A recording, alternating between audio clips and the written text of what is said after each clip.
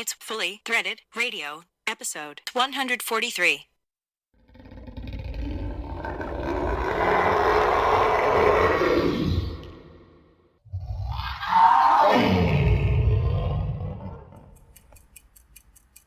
Hey mate, what time is it? What time is it? Hey mate, what time is it? What time is it? What time is it? What time is it?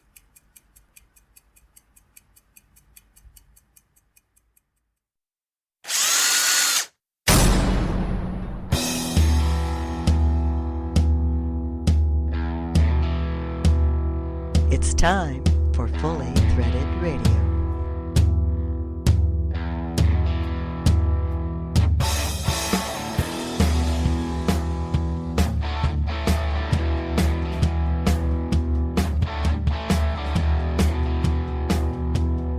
It is Fully Threaded Radio, voice of the mighty FCH Sourcing Network.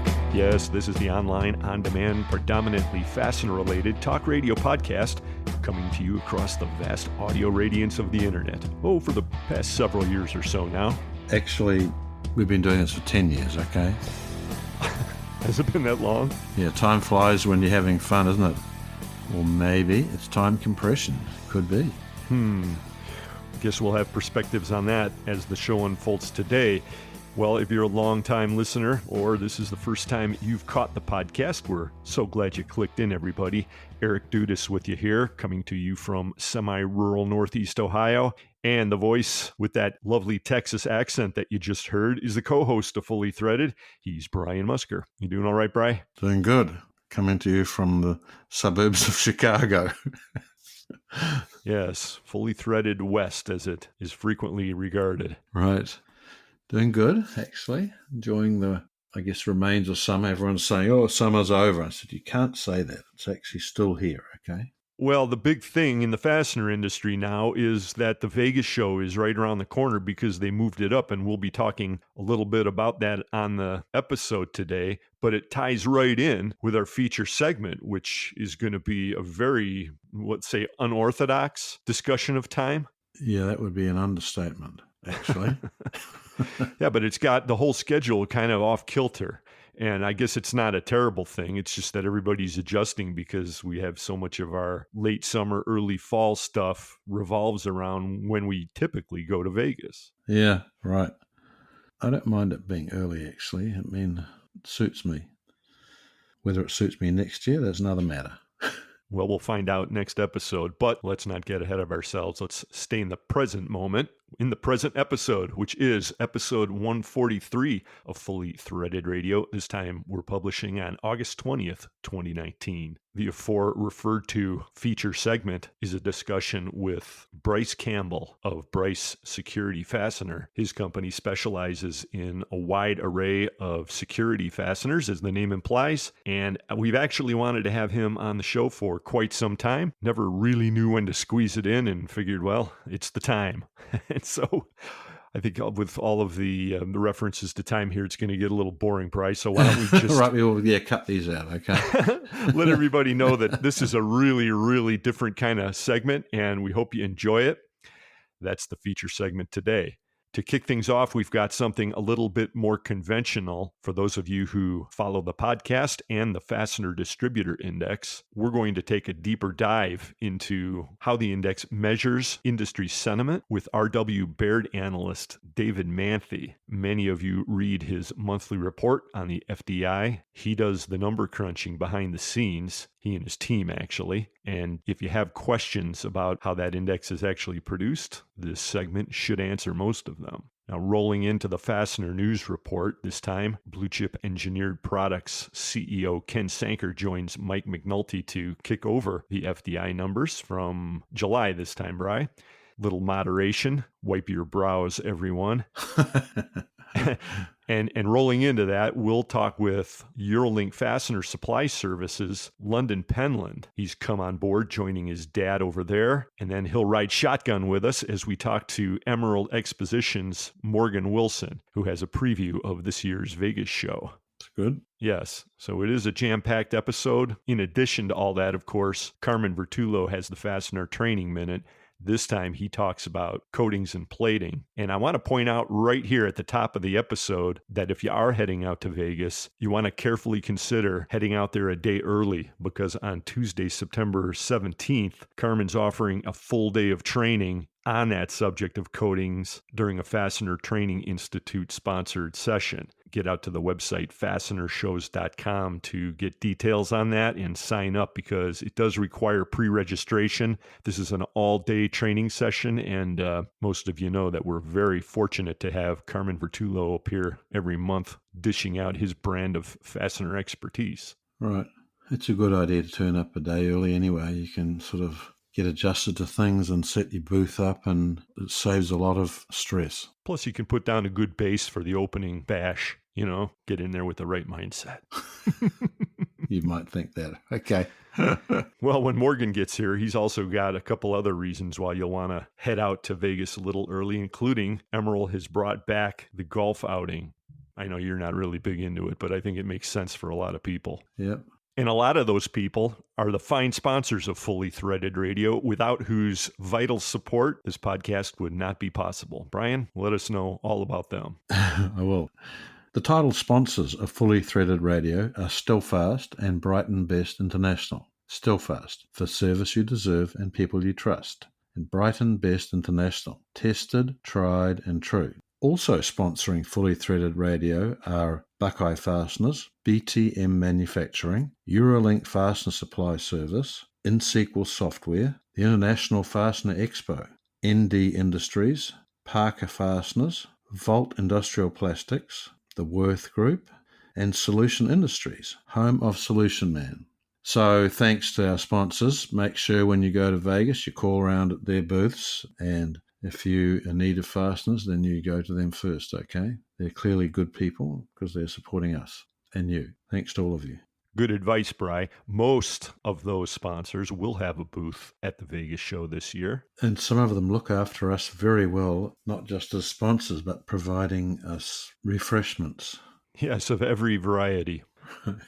BTM gets us started with U-Bolt Blend coffee, and as the afternoon progresses, we may pass by the Buckeye booth where the Old Rusty is flowing. Of course, on the way, InSequel Software usually has a keg tapped, so that's always, a destination you want to keep in mind. Right. Now, while we're on the subject of our fine sponsors, one of our longest, actually the longest running sponsor that we've had of the podcast, really all the way since the beginning, has been Stealthfast. And I have here an email from the Women in the Fastener Industry organization, Bry, that involves one certain individual from that company. Let me toggle over here.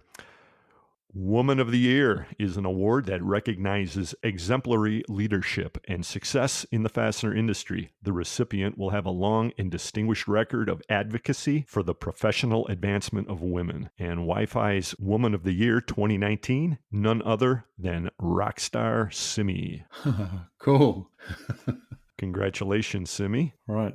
Stealthfast, these days a division of Linfast. She will be at the Vegas show. I'm almost certain. She's usually not one to miss that event. And it doesn't say here whether this award will actually be handed out physically at the Vegas show, but I wouldn't be surprised. I think Simi has to be there, so she's got to introduce us to the new Stealthfast monkey. I mean, who else is going to do that? Good point. Yet another reason that suspense is building for this year's IFE.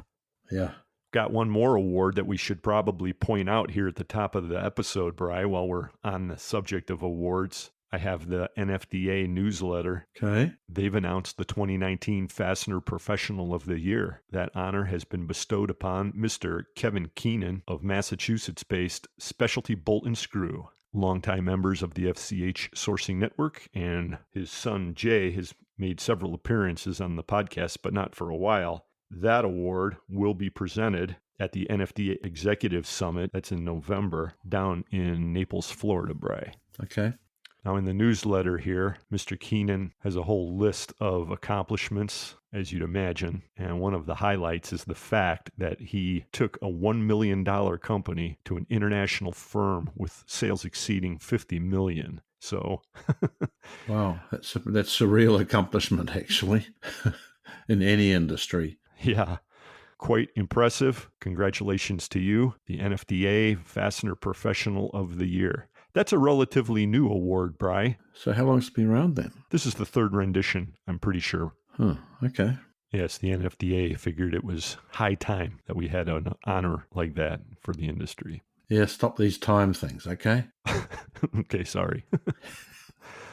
But it is time to take a short break because we have this episode all wound up and ready to entertain, inform, delight, what have you.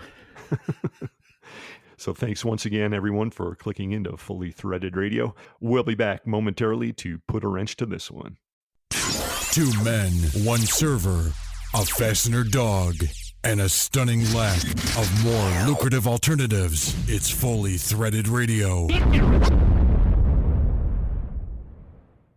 Need fasteners? Fully Threaded Radio listeners know that StealthFast offers over 12,000 fastener items direct from stock, including bolts, cap screws, nuts, screws, and washers in a variety of finishes. Per print, specials, and standards, StealthFast has been a global sourcing leader since 1972. As an ISO-certified supplier with facilities across North America and Asia, each member of the StealthFast team is dedicated to supporting fastener distributors with the highest quality products and service possible. That's why the motto remains, for service you deserve and people you trust, it's StealthFast.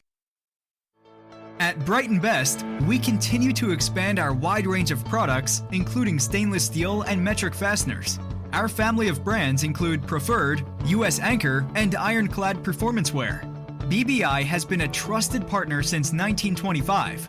With award-winning hand tools, gloves, and drywall screws, BBI is the largest master distributor of fasteners in the USA. Tested, tried, and true. We are Bright & Best. To learn more about Bright & Best, visit brightandbest.com.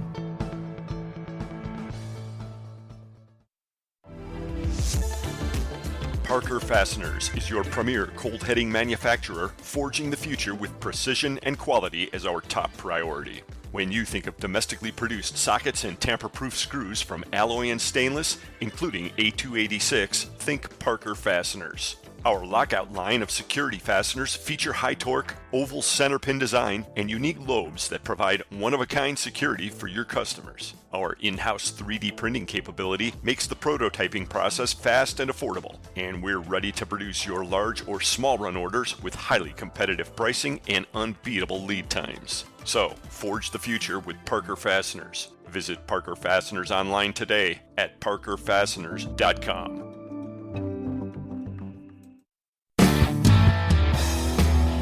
Hi, this is Don Haggerty of StealthFast. I'm not telling Brian and Eric the color of this year's StealthFast monkey, but come see me at this year's Vegas show to find out. It's going to be great. You're listening to Fully Threaded Radio.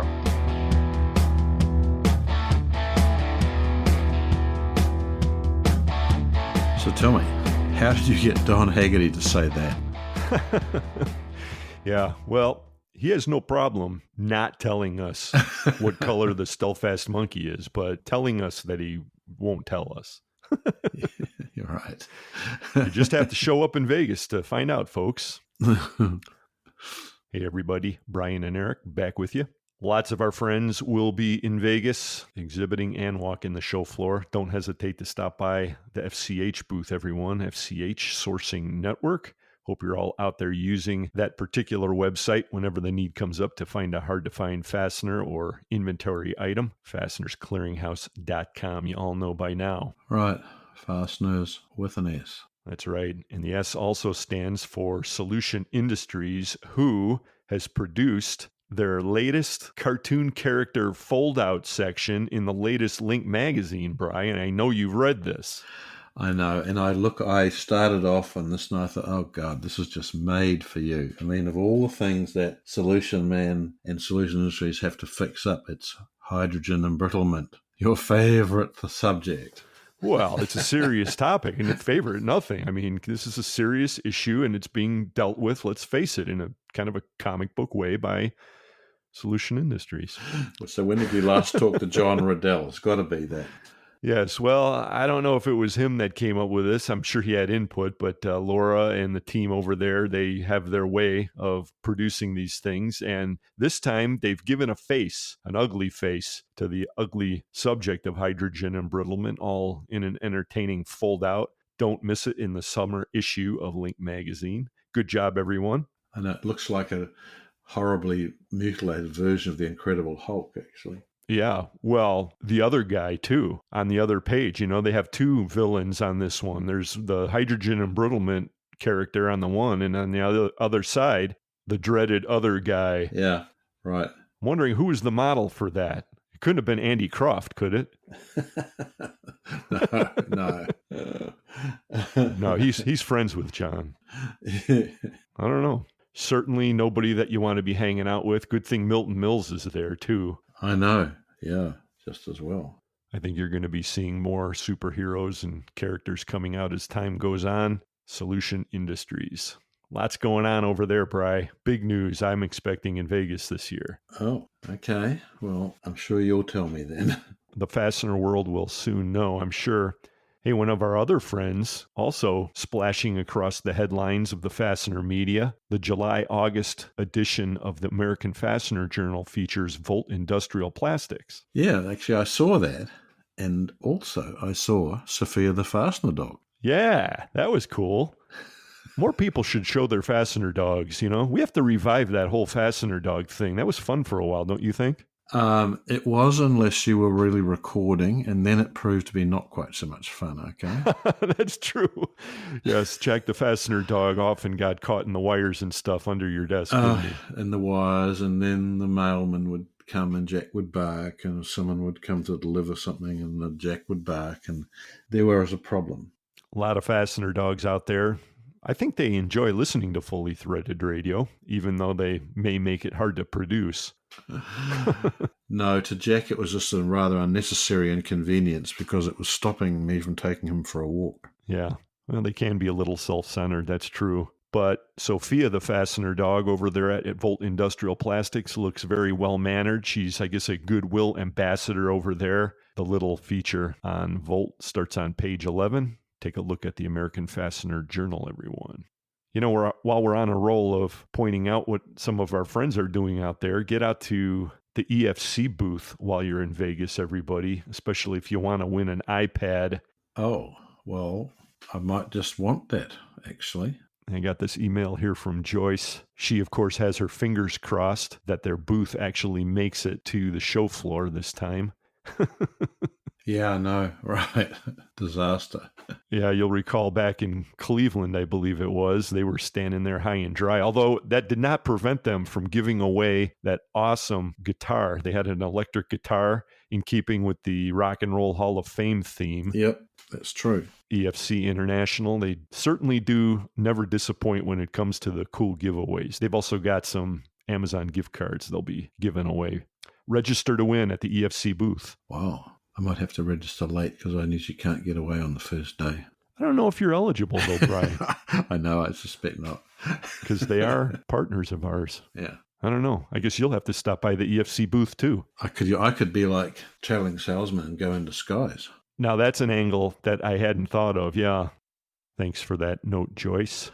And thanks to everyone who sends us feedback and comments on the podcast. We really enjoy that. I think I forgot at the top of the show, Bri, to point out to everybody that the email address is ftr@fullythreaded.com. We do enjoy getting your feedback. And we've received a couple of notes that the last 6, I believe it is, episodes, we've had these graphics that we've shot out on Twitter and LinkedIn, and we've emailed out, and they're announcing each episode and they give a summary. And we've had some fun developing those. We've done that with the help of Jamie Adams. A lot of you know her from, well, way back from Porteous. Then she went out and hung her shingle, did some freelance work for the industry, and she did a real nice job putting these together with us. Yeah, that's right. So we've got a few more in the works with Jamie.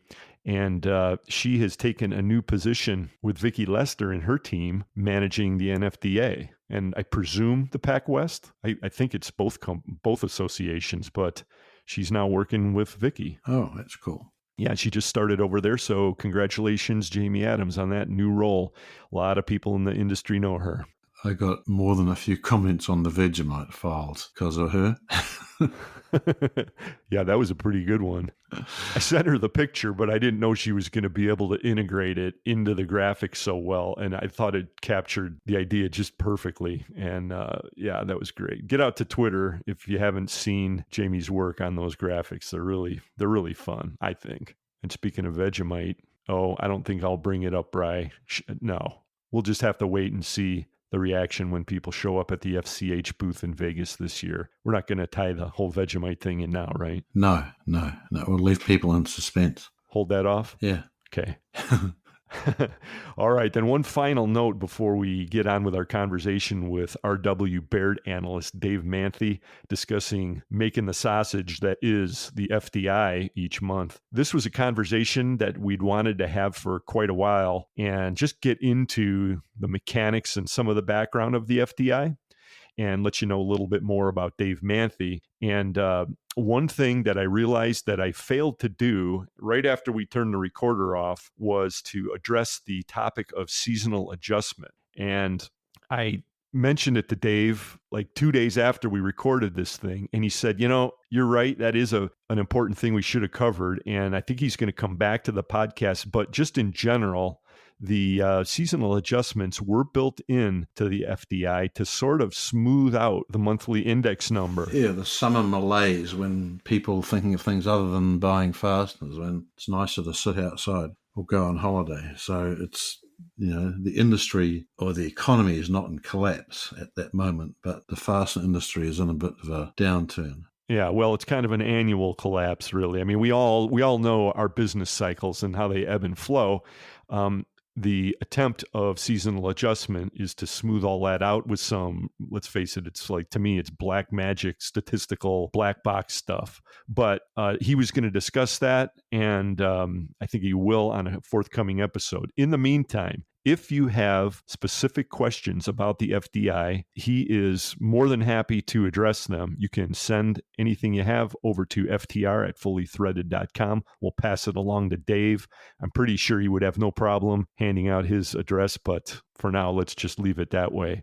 So questions about the FDI, no problem. Get them over to us. We'll try to get them answered on the podcast. Yeah, it's a question that you have. Probably other people have got the same question. So every year at the show, we get asked questions actually. So how do they really calculate this? And we aren't even able to give a great answer ourselves. Sometimes true. And if you're somebody who participates in the monthly surveys, thanks so much. If not, get out to fdisurvey.com. Takes just a couple of moments, and we've got, about 8 years of data now. It's becoming quite interesting to review. Well, with that, Bry, why don't we bring on this conversation with Dave Manthey? Yeah. Fully Threaded radio listeners hear a review of the Fastener Distributor Index every episode during Mike McNulty's Fastener News Report. And in the past, he's been joined by analyst Dave Manthey of RW Baird to crunch the numbers. But we decided it was time to invite Dave to join us for an expanded segment to explain a few things about the FDI that will help people better understand exactly what the index is and why it's important that you participate if you're a North American fastener distributor. Dave Manthey, thanks for joining us on the podcast. Thanks for having me, Eric. It's been a while. It's been a while. Yeah, we've had some guest hosts on here. I know some of my guys have participated, and I've talked to Mike a number of times, but it's you and I. I don't know that we've ever done this one-on-one on the podcast. Right. And we figured it was about time. A couple months back, actually, we got into kind of a lengthy offline conversation. I think it was involving the cryptos and your take on that. And we said, geez, why don't we do something together that's not kind of typical? And that dovetailed really into this segment because there are questions about the FDI. I mean, we've been doing this. Let's back it up a second. The FDI began back in 2012, January. So we've got quite a few years of data under our belt. Of course, we started it with Holden Lewis of BB&T Capital Markets, who went on to greener pastures and ultimately introduced me to you. And you came on board. When was that, Dave? That was December of 2016. And like you said, when Holden took the job as CFO over at Fastenal, he reached out to me and said, "Hey, I know you do a lot of survey work. Would you be interested in taking over this survey?" And I said, "Sure, yeah, I'd love to do it." And so we picked it up, did a couple of trial runs, did the survey, and then in January of 2017 is when we put our own spin on it. We added the FLI to the mix. So yeah, it's been great, and we've really enjoyed doing it monthly and periodically doing the webcast as well. And it's been really great. We were very fortunate all the way around. I might add that as a stopgap between the handoff from BB&T, we had another analyst there helping us for a few months, and then BB&T got out of that business. That's when the NFDA jumped in really to float the FDI for a while, and their help was invaluable. And subsequently, we hooked up with you. Now, the FLI that you mentioned, that's the forward-looking indicator. That's 100% your baby, and that's been a great addition to the Fastener Distributor Index. So that gives us really a different way of looking at the data we collect. Right. Yeah. The way that we looked at it is we were thinking, what parts of the index are really forward-looking in nature? So when we think about things such as sales in particular, but pricing, things that are they're very real time. It's sort of like what is the situation right now? Things such as employment is a little bit more of a longer term decision. If a fastener distributor decides they want to take on new people, clearly that's more than just a 1 month decision. So we thought that's sort of an indicator of how they're feeling about the longer term.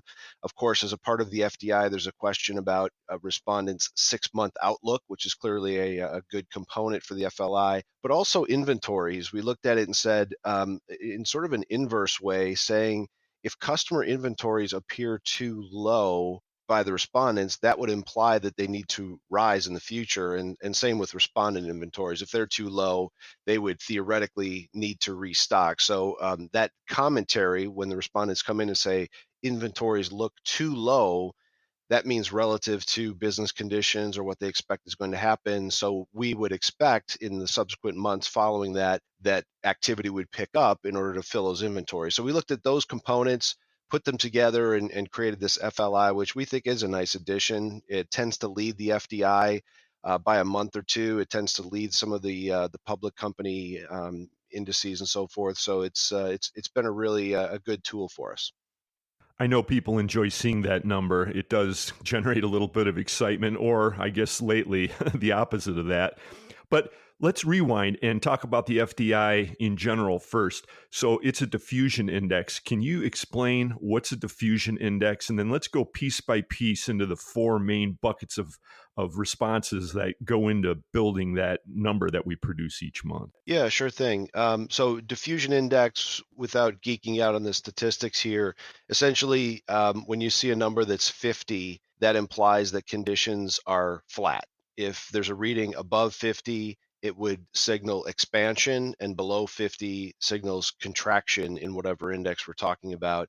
So when you see a number, for example, in the FDI that looks like 55, that would mean things are expanding and expanding at a pretty good rate. If that subsequently comes down to 52, that means still expansion, but maybe decelerating growth to some extent. And at the point where that number were to drop to a 45, for example, that would imply actually that sales or whatever component you're looking at would be expected to decline going forward. So that's what a diffusion index is, and it ultimately it aggregates all of the responses, puts them into buckets of better, same, worse, and comes up with one number to sort of represent the momentum in whatever index we happen to be looking at. Got it. So what are the buckets of responses that go into that number for the FDI?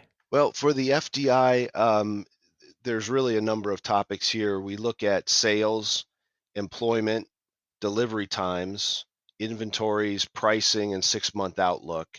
And then we take those in various weightings and we put that into to arrive at the FDI.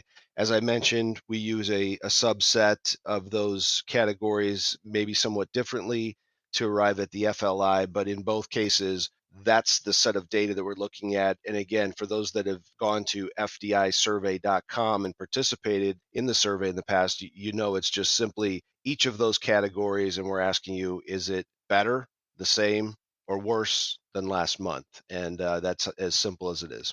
Right. And just as a matter of general interest for people who are listening who haven't participated, and again, if you're a North American fastener distributor, privately owned company, by the way, and you're not participating, we sure would appreciate it if you jump in. You can go to fdisurvey.com and request an ID. There's only one respondent per company that we ask joins in.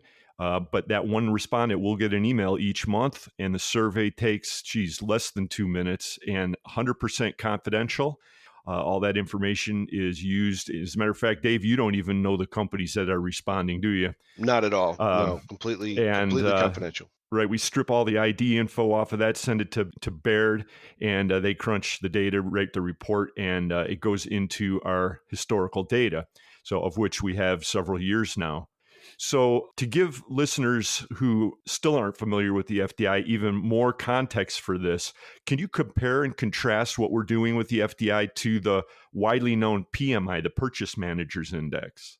Sure. Yeah. So the ISM PMI, or the Institute for Supply Management PMI, they have their own diffusion index that there too. It is an index that's made up of a number of sub-indices, a lot of the same things that we're talking about here in terms of new orders and backlog and inventory levels and expectations. So there's a whole range of items that feed into that one number that you see, the ISM PMI. Calculated the same way. The most recent ISM PMI reading was in the 52 range, which, similar to what we're seeing with the FDI, is implying that things are slower in terms of expansion right now than they were 6 or 12 months ago, but still expanding, still growing. However, if you look at the trajectory of the ISM PMI, very similar to what we're seeing with the FDI and what the FLI is telling us is going to happen in the future. We are seeing a continued loss of momentum there. And the other thing I would point out is when you look at the readings that we have for the FDI this month and the other indices that we're talking about here, most of these survey periods were before the latest tweet regarding tariffs. So I would just point out we saw a little bit of an uptick here in the FDI this month. I would say it'll be very interesting to see what happens next month. Yeah, that tweet came towards the end of the reporting period, so I don't think that it really will reflect the full force of whatever it is that's been created here. By the way, folks, the FDI report will be coming as usual during Mike McNulty's Fastener News Report next segment. This time he's joined by Ken Sanker of Blue Chip Engineering. He'll be giving us his on-the-ground perspective. And if you have a chance, folks, get out to fdisurvey.com. There's a link right on the homepage, and Bob Baer of Abbott Interfast each month provides for us a comparison of the FDI to the PMI. For what that's worth, you can take an eyeful. And if you're not seeing the reports from the FDI each month, then I guess you're not looking very hard, because it's available through all the finer associations, the NFDA, MWFA, and of course, all the survey respondents are the first to get that report right after it gets to us from our friends at Baird. Hey, Dave, I want to point out that you don't do all this alone. You do a lot, but you couldn't do it on your own. You've got a couple of great guys on your team. Of course, Quinn Fredrickson, he's joined us on the podcast in the past, and he is an analyst that participates, as well as Luke Junk. And we have not had him on the podcast, but maybe one of these days. Yeah, I think it would be great. And just, I can't agree more. And that comment goes for almost everything I do. I could not do any of this alone. I've got probably the best team out there on Wall Street. And Luke, for example, he's been on the team for over 10 years. Extremely intelligent, knows the space. I think it'd be great to get him on here. I think you'd really enjoy his perspective as well. And then Quinn, as you said, he's done a great job as well in terms of not only managing the survey, he's the one that does all the number crunching and sort of compiles the data. But as you said, he's been on the podcast, and I think he adds some really terrific perspective as well. So there's lots of things that happen behind the scenes with the FDI that I think, even to this point in our conversation, Dave, that people might not have known before. And that was really one of the ideas behind getting you on here to talk about it this way. Really personalize it a little bit, gin up a little bit more excitement. Not that we're lacking for respondents. I think we've got a solid and representative number. And we have had since we started, which thanks to everybody out there listening who has been a participant. But again, there's always room for expansion and improvement. So what is it about doing this with the fastener industry that makes it worth your while? I mean, you guys are putting a lot of time into this. You put a lot of energy, creativity, intelligence into it. We appreciate it. What's in it for you? I mean, why do you do this?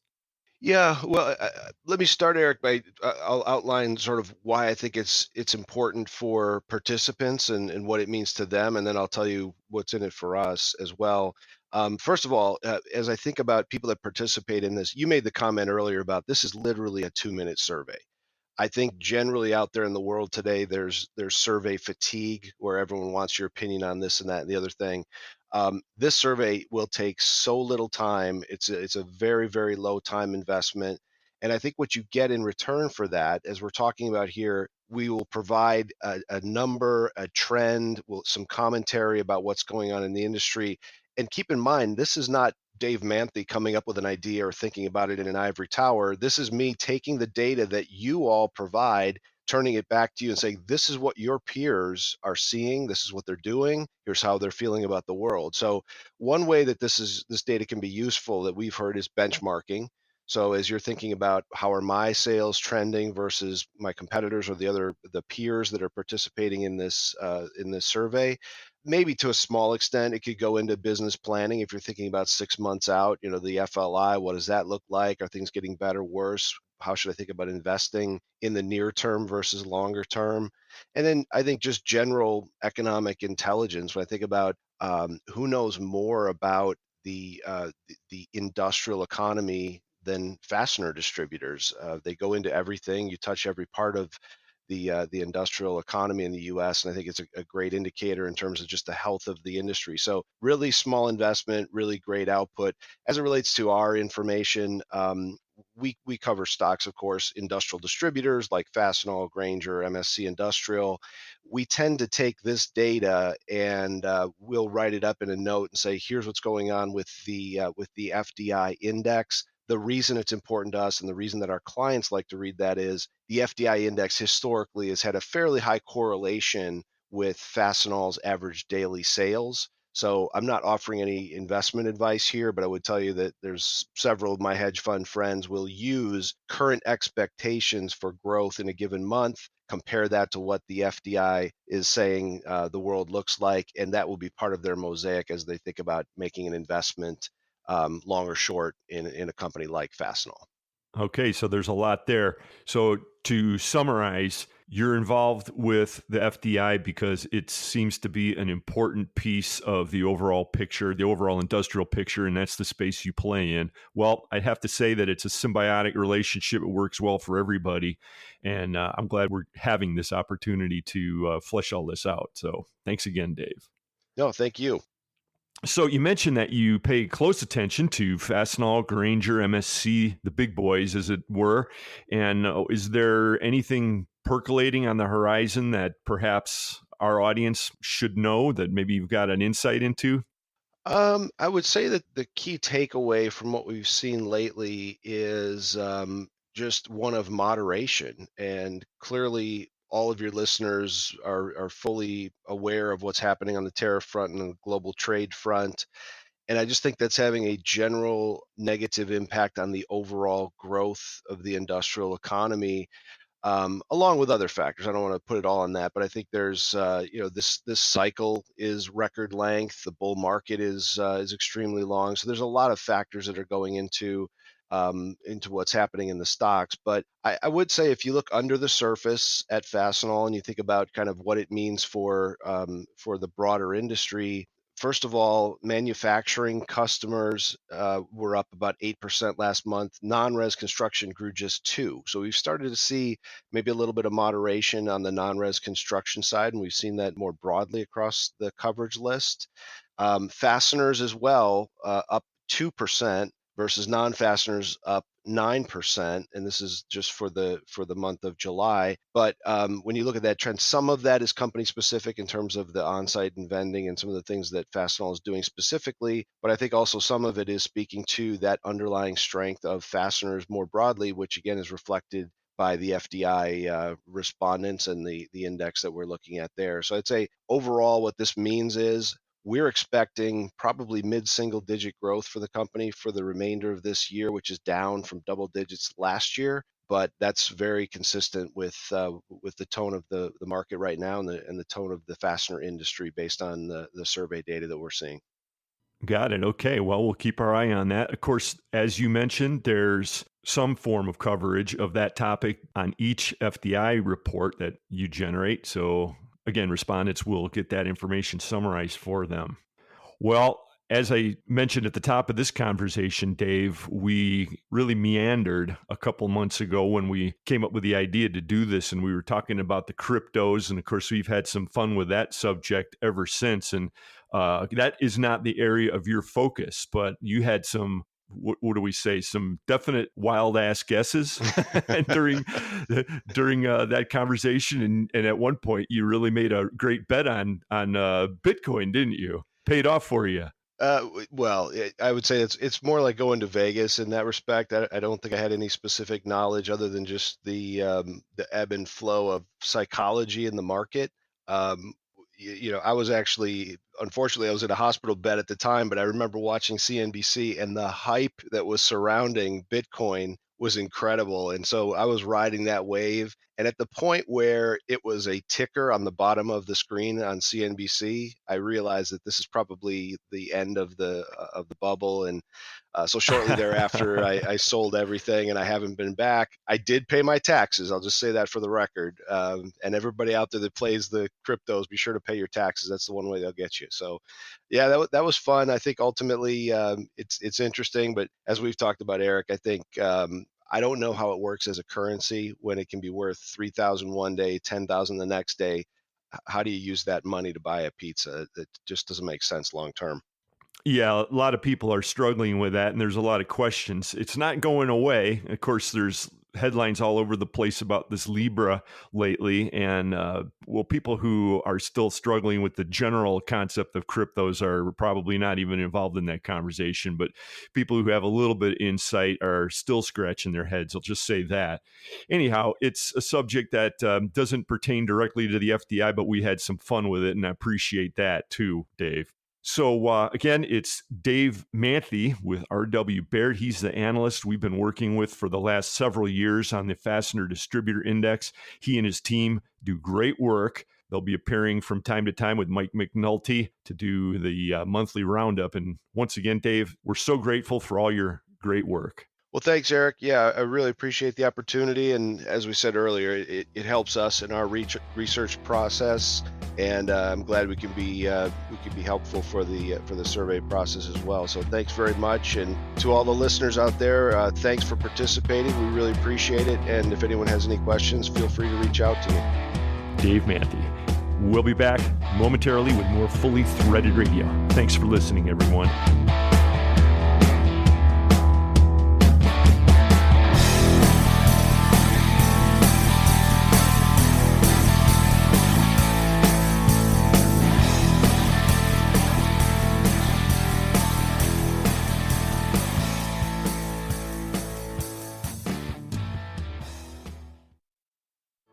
At Bright & Best, we continue to expand our wide range of products, including stainless steel and metric fasteners.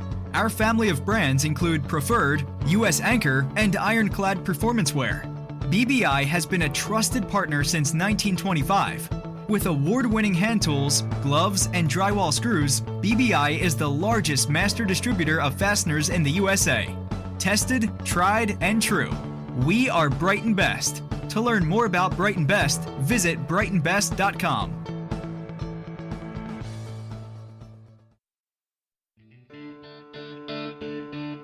BTM Manufacturing is a domestic ISO 9001 manufacturer of threaded fasteners and bent wire products. From anchor bolts to studs to U-bolts, BTM is committed to making your per print special with the highest quality standards while meeting your on-time delivery schedule. Since BTM began in 1961, this family-owned business has remained focused on providing exceptional service to their customers. Centrally located in Kansas City, Missouri, BTM recently expanded into a 100,000 square foot facility, which allows for the production and manufacture of many projects simultaneously, both large and small quantity. BTM's website at btm-mfg.com allows you to submit custom quotes quickly and easily, and once you do, a BTM team member will contact you as soon as possible to discuss your needs. Are you ready to get started? BTM is. Visit www.btm-mfg.com today.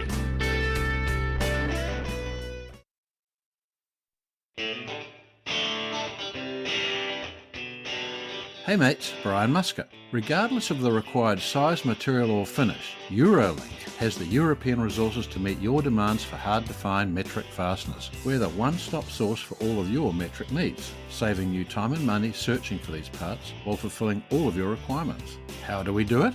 Eurolink offers access to more than 100,000 quality C-class parts with the ability to solve your toughest metric fastener supply issues every time. Hard-to-find metric fasteners delivered. Just think of us as your heavy metal rock stars. To learn more about how we can rock your world or request a hassle-free quote online, visit eurolinkfss.com. That's eurolinkfss.com. Harry, now that you use InSequel software, how do you like it? InSequel has delivered. They truly are written for fastener distributors. It's affordable and their support staff is great. We found InSequel's support staff has depth. They know our industry, and they certainly know their software. I see they've helped you pronounce InSequel. Yes, but what does InSequel mean? Is it written in SQL? Is the data stored in SQL? Are they located in SQL? InSequel uses the industry standard Microsoft SQL database, which is why it's so powerful and easy to use. Oh, the database is stored in SQL. I don't even know where that is. I hear it's a nice place. Harry, InSequel uses a SQL database because it's current technology and your data is completely accessible. No more expensive custom reports. Is that why InSequel is so easy to use? Where is SQL on the map? One of their many support members will help you answer that. Go to their website, www.inxsql.com, or call toll-free 877-446-9775.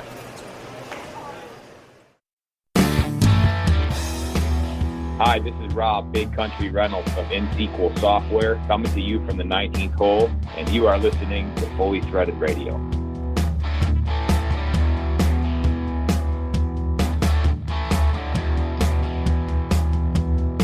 Brian and Eric back with you.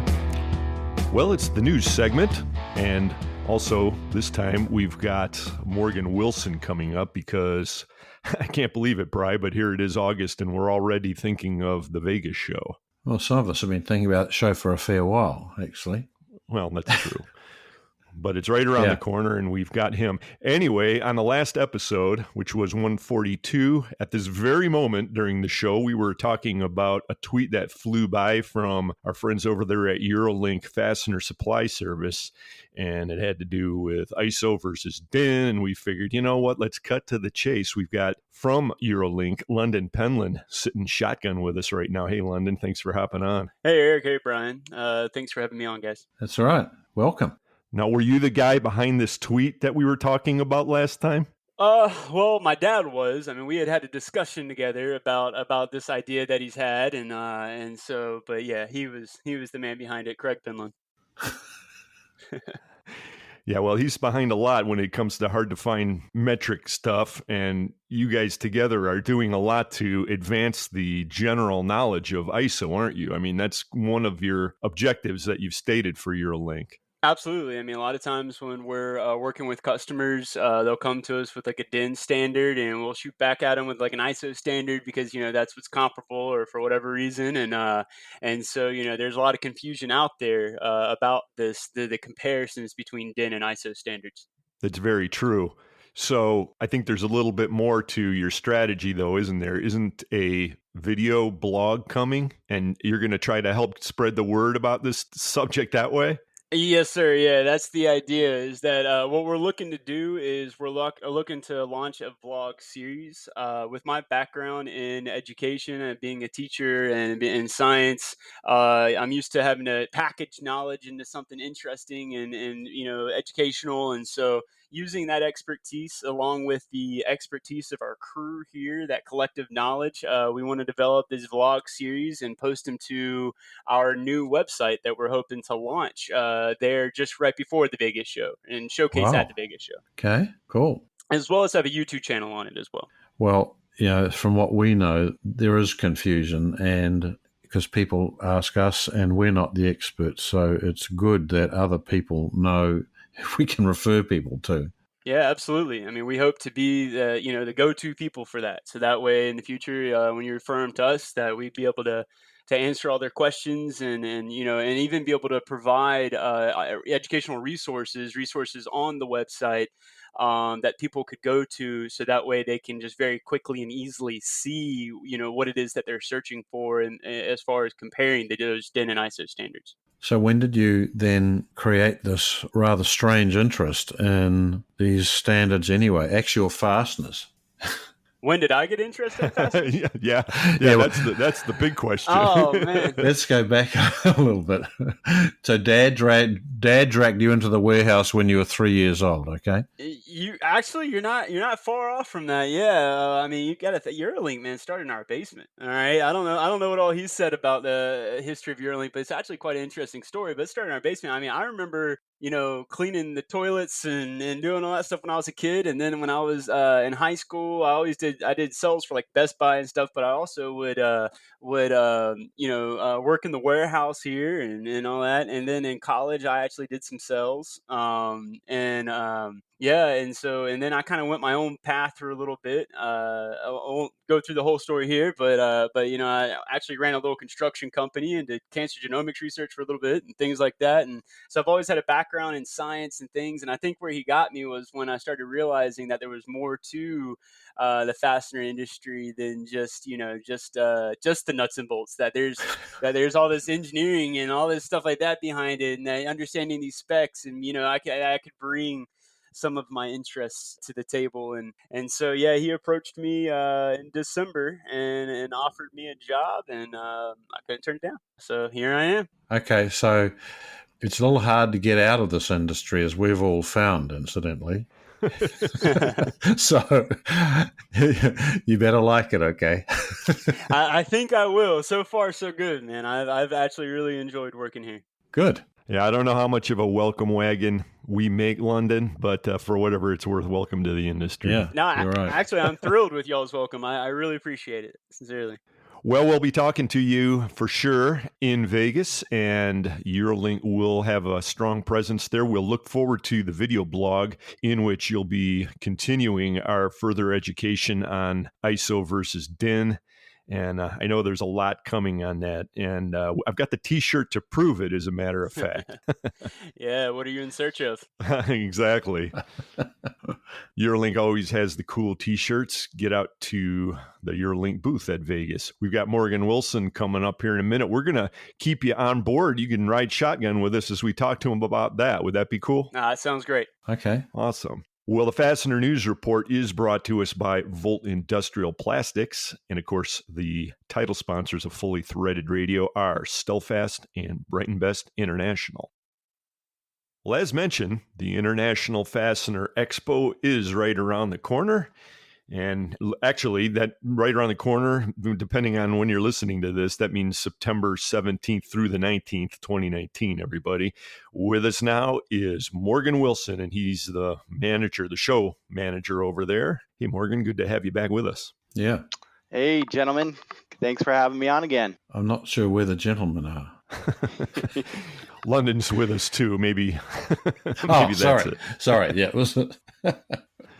What's cooking, Morgan? We've got the show right around the corner. I'm sure over at the Emerald offices, such as they are, things are in full tilt, and it's going to be another big year, isn't it? Yeah, it is. Yeah, we're getting into the prime time now, about 8 weeks out. So, yeah, it's going good though.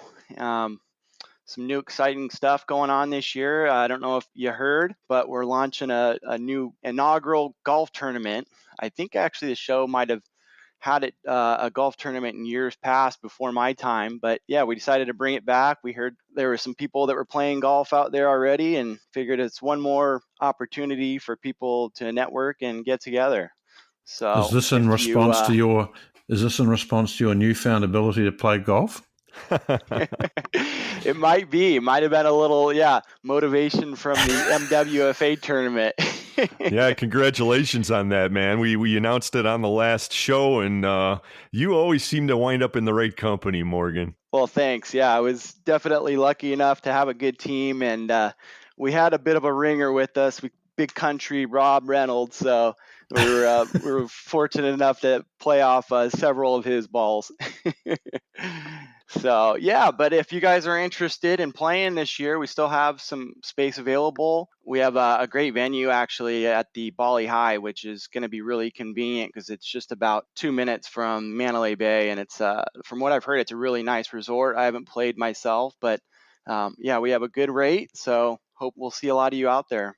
Now, when is this taking place, Morgan? How do people get involved? Yeah, so you can sign up straight through our website, fastenershows.com. There's a special events section, and it is going to be Tuesday morning. I think the shuttle leaves about 7:30 a.m., and we're doing a shot hole or a shotgun scramble. So we're trying to get it done somewhat early, early afternoon, hopefully by 1. Get everyone back if they need to finish setting up their booth, and then we'll have the nice welcome reception following that evening. Okay, good. So you're providing an incentive for people to arrive in the morning versus in the late afternoon. Exactly. Yeah, I think if you're playing golf, your best bet's to probably get out there Monday night and nice night's rest, or just play or gamble all night and get up early and golf. Yeah, that's probably a little more realistic. Right. It is Vegas. Well, I think it's really cool that you guys are doing this on the Tuesday before the big festivities start. And I'll also point out that there's a lot of technical conferences that are going on that same day, Tuesday. So something for everybody, and including Carmen Vertullo's got a technical seminar going on all day Tuesday. And that is definitely something that people will want to check out. Yeah, that's exactly another great opportunity to get some education while you're out at the event. Carmen's, the FTI session is going to be, or conference is going to be from 9 a.m. to 3 p.m. on that Tuesday as well. And then we also have some other good conferences as well. We have another tariff seminar that'll be from 4 to 5 p.m. right before the welcome reception. And then we also have the Uniquely Abled Project presenting from 1 to 2 p.m. So some great topics to look into. How's the energy scene behind the show this year? Is sales and all that going pretty well, or how do you characterize it right now? Yeah, it's going very well actually. I think we have over 50 new exhibitors this year, which is a pretty large number. They're all fastener companies or are very, work very close with the industry one way or another. So yeah, on that note, it's going very well. We've had a few customers that it seemed like maybe they're a little burnt out with all the shows going on. There's a handful of them that try and get out to as many as they can, and those ones that they seem to be feeling the addition of events lately. But all in all, it seems pretty positive. Everyone seems like they're looking forward to the show, and being a little bit early this year might give us a more of a breather towards the end of the year. Well, that's what got me a job, really. Well, you're very lucky then. Yeah, my dad wants to send me to the shows. He's tired of them. Yeah. Yeah, well, you never know how these things are going to work out. Yeah. Thanks again to Morgan for this. I'm sure it was your idea, right? Yep, you got it. Well, I could tell you this. I don't know how it's sitting with everybody else, and I can't say that I mind the show a little bit earlier, but if nothing else, it's definitely shaking things up because of scheduling. You know, you're so used to doing something year after year, and then all of a sudden it's a month different, and we'll work with it. Yeah, it's been an adjustment on our side as well, preparing, the show this much earlier, and we're starting to get ready for our early renewal for 2020, which just seems crazy. So, yeah, it'll take a little getting used to, but we'll get there. Good. Yep. Well, we're looking forward to it. That's for sure. The International Fastener Expo. It happens every year in Vegas. This year it's at Mandalay Bay. The website is fastenershows.com. If you're not exhibiting, make sure you get out there and register to take advantage of, as Morgan said, the golf outing and or some of these technical conferences the day ahead. And then that night is the big welcome reception, then 2 days of exhibiting. It's an excellent event, excellent networking, excellent information gathering opportunity. Yep. You nailed it, exactly. And just to top it off, we'll have the nightcap at the Eye Candy Lounge going again both nights. So pretty much nonstop networking available if you're ready for it. Networking at Eye Candy. That's what we're calling it now? Good. Yeah, that's what we're calling it. It's painfully good networking. I think the first 200 beverages are on IFE, so get there early. Wow. That's going to last a very short time, I would think. I'd imagine. Now, Morgan, we can't let you out of here before we get the latest fishing report, because I know you've been on the water, and every time we have you with us, we have to get the update, and you've always got exciting tales to tell. What's the latest? Well, yeah, I do. I was fortunate enough to get out there once, actually, after all the events we've been going to, and we did okay. It was actually the name of the game lately has been bluefin tuna watching, not really fishing. So there is just an astronomical amount of fish out there right now, and you're out there on the boat, anywhere from 20 to 60 miles offshore or further, and they're everywhere. You can see them crashing the surface, but they just don't want to touch anything with a line or a hook. So we were lucky on a boat of 35. We got 7. I was lucky enough to get one of those bluefin. Wasn't the big one I was hoping for. It was a respectable 30-pounder. I got lucky and got one. And right after I got mine actually in the boat, we got an opportunity on the big guys, and about 4 guys on the boat got hooked up to big fish. We never saw them because no one landed them. They were all estimated probably closer to 200 pounds. And so you can imagine. Those are tanks. Yeah, big guys. So the 4 guys that got hooked up might not have been prepared tackle-wise. So, I mean, as you can tell, there was anything from 30-pounders up to 200-pounders. So hard to kind of be ready for it, but unfortunately, we never landed a big one. But I'm on a mission to get one of those this year. So hopefully next time I'm on, I'll have a better story for you. It's a quest, man. It is. With very heavy-duty line, okay? But yeah, it's fun. We're having a good season. I think it's just getting started. It went all the way into November last year, so we should have a good year. I'm hoping to plan a trip after the show this year. Cool. Well, good luck to you. We'll talk more maybe at the networking event. Who knows? But it amazes me how much there is in common with that bluefin and the muskie fishing that Brian and I do, because we see a lot of fish that we never have a prayer of hooking, and you lose a lot that you do hook, and the search for the giant continues. So yeah, that's right. We can identify. Yep, that's exactly same thing. And we can identify with your excitement about the show, so we'll try and refocus on fasteners a little bit.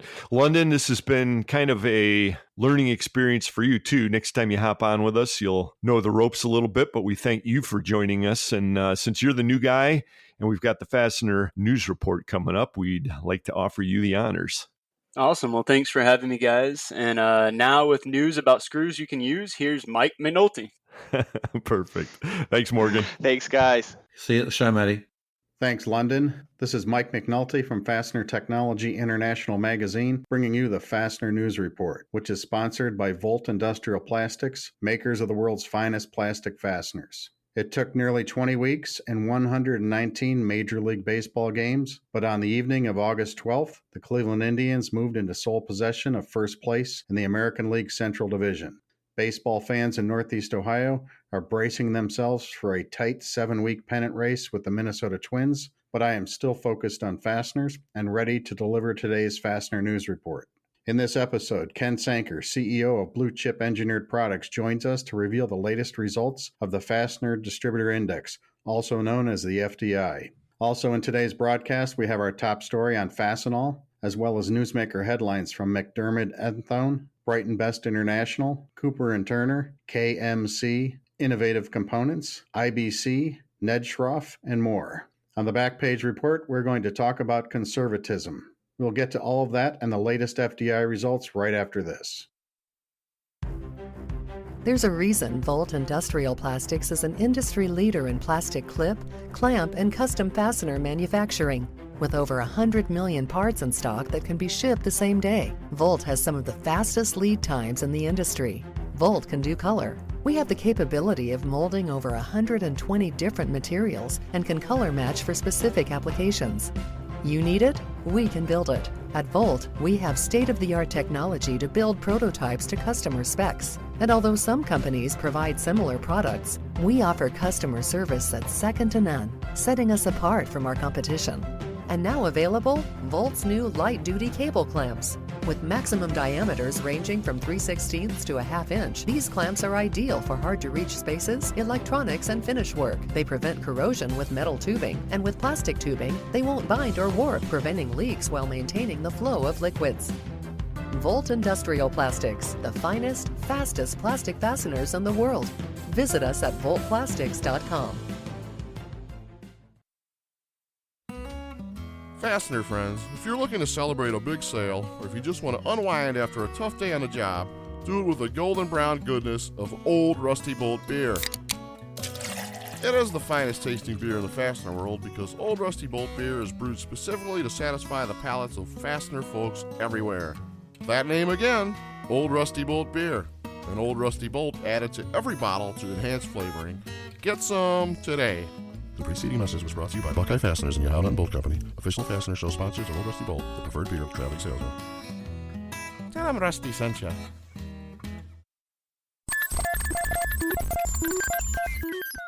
Mike McNulty. The seasonally adjusted Fastener Distributor Index for July rebounded to 52.2 after sinking to 48.3 in June, the first time it was below the 50-point strength line in over 2.5 years. Fastener Distributor Index data is collected and analyzed by the FCH Sourcing Network, the National Fastener Distributors Association, and Baird. The FDI seeks to identify demand, pricing, and outlook trends within the American fastener distribution industry. To get some insights on these results, we talked to Ken Sanker, CEO of Blue Chip Engineered Products. Hi, Ken. Thanks for joining us on the Fastener News Report. Morning, Mike. Thanks for having me. You're welcome. It's good to have you. So what do you think about these rebounding results? It looks good. We kind of followed the same trend. Our June was average compared to year over year.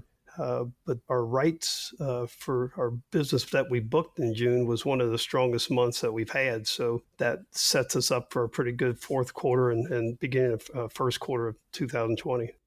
So that'll be when you're delivering those products? Yes. Okay, well, that's good. Now, let's see. Some of the results from Baird said that sales trends on a seasonally adjusted basis mirrored the improvement seen in the overall index, but to a lesser degree remaining in a contractory reading. I think that what that means is that looking forward, I think they're referring to the forward-looking indicator, improved modestly to 44.9, but it was still sub 50. And that's the sixth time this year that the forward-looking indicator has been below the growth line of 50. Is that kind of the same thing that you guys are seeing or that you're hearing about? We've heard it, and I've been reading that, but we haven't experienced that. And I don't know if it's due to the customer base that we have. Now, you guys are doing like more special projects than average, right?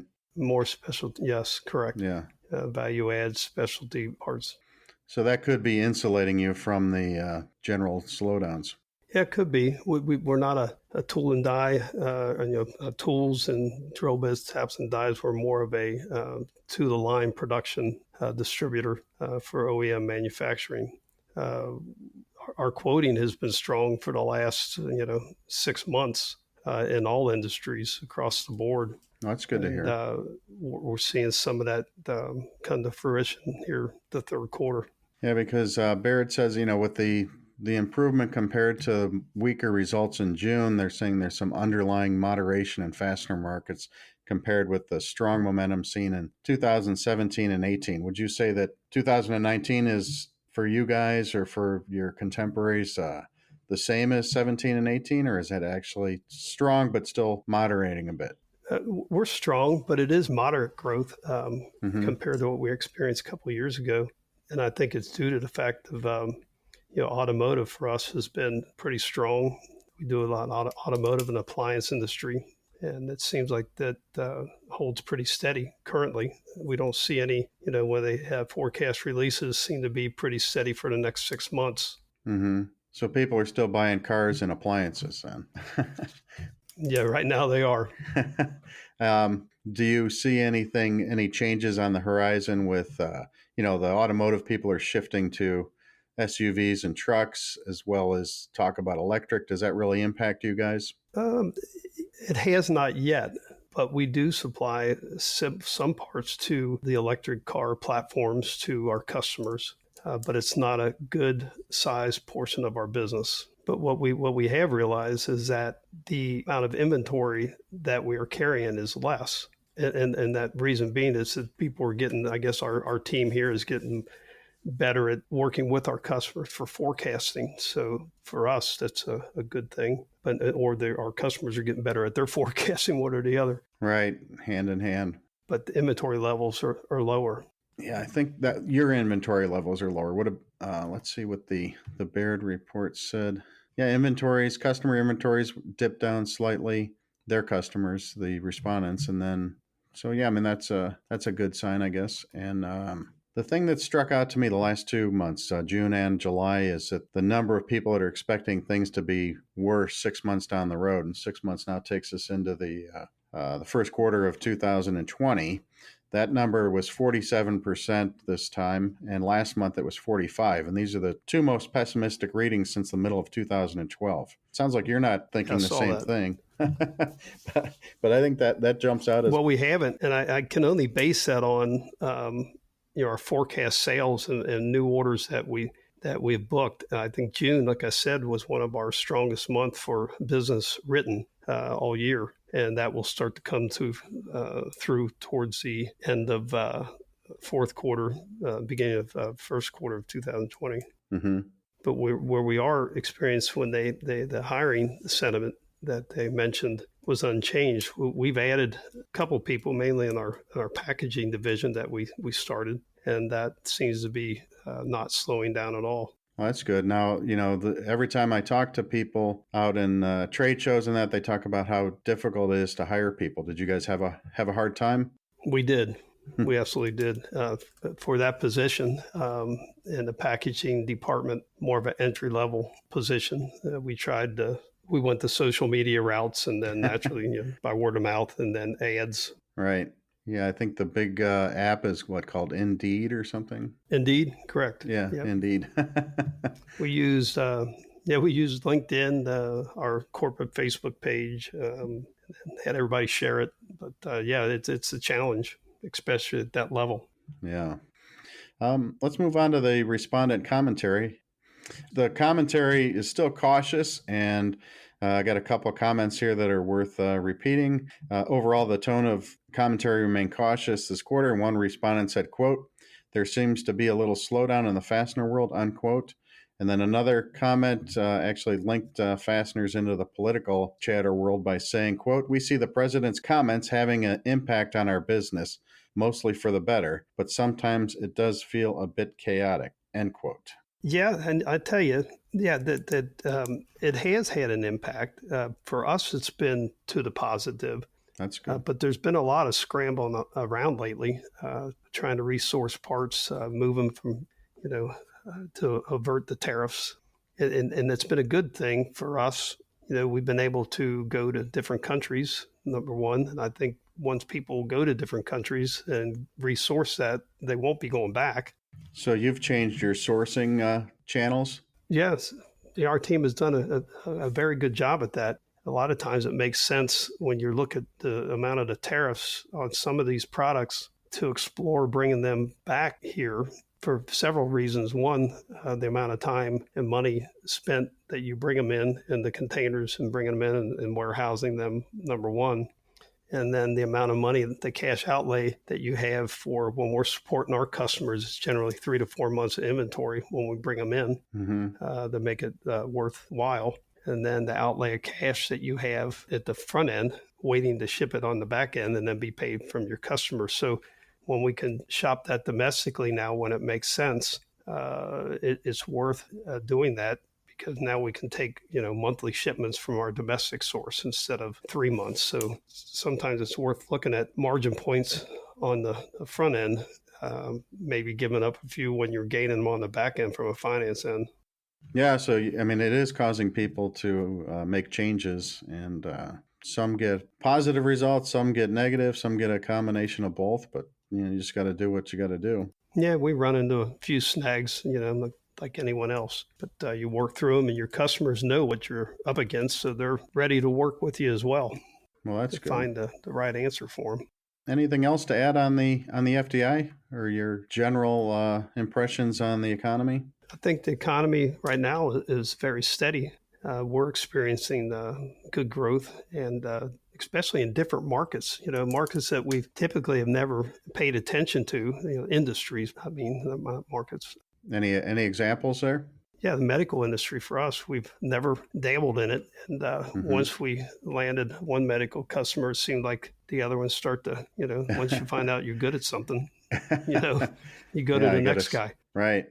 But yeah, just stuff like that. And not be afraid to change things up differently from what you've done or in the past. We started out in the standard fastener business back in '84, and over the years, with our cold heading knowledge and specialties, and that's the arena that we landed in. But it's kind of nice to go back to, and we're starting to see a lot more. Our sales guys are doing a good job of the standard business, which we kind of lost sight of there for a while, but it's been a good change for us. Yeah, so that's an interesting development, and we can close up with talking about anything new going on at Blue Chip Engineered Products, which, by the way, I think is a great company name. You mentioned you're founded in 1984, and you have I was looking on your website, your 3 steps of solve, source, and schedule. Correct. Yep.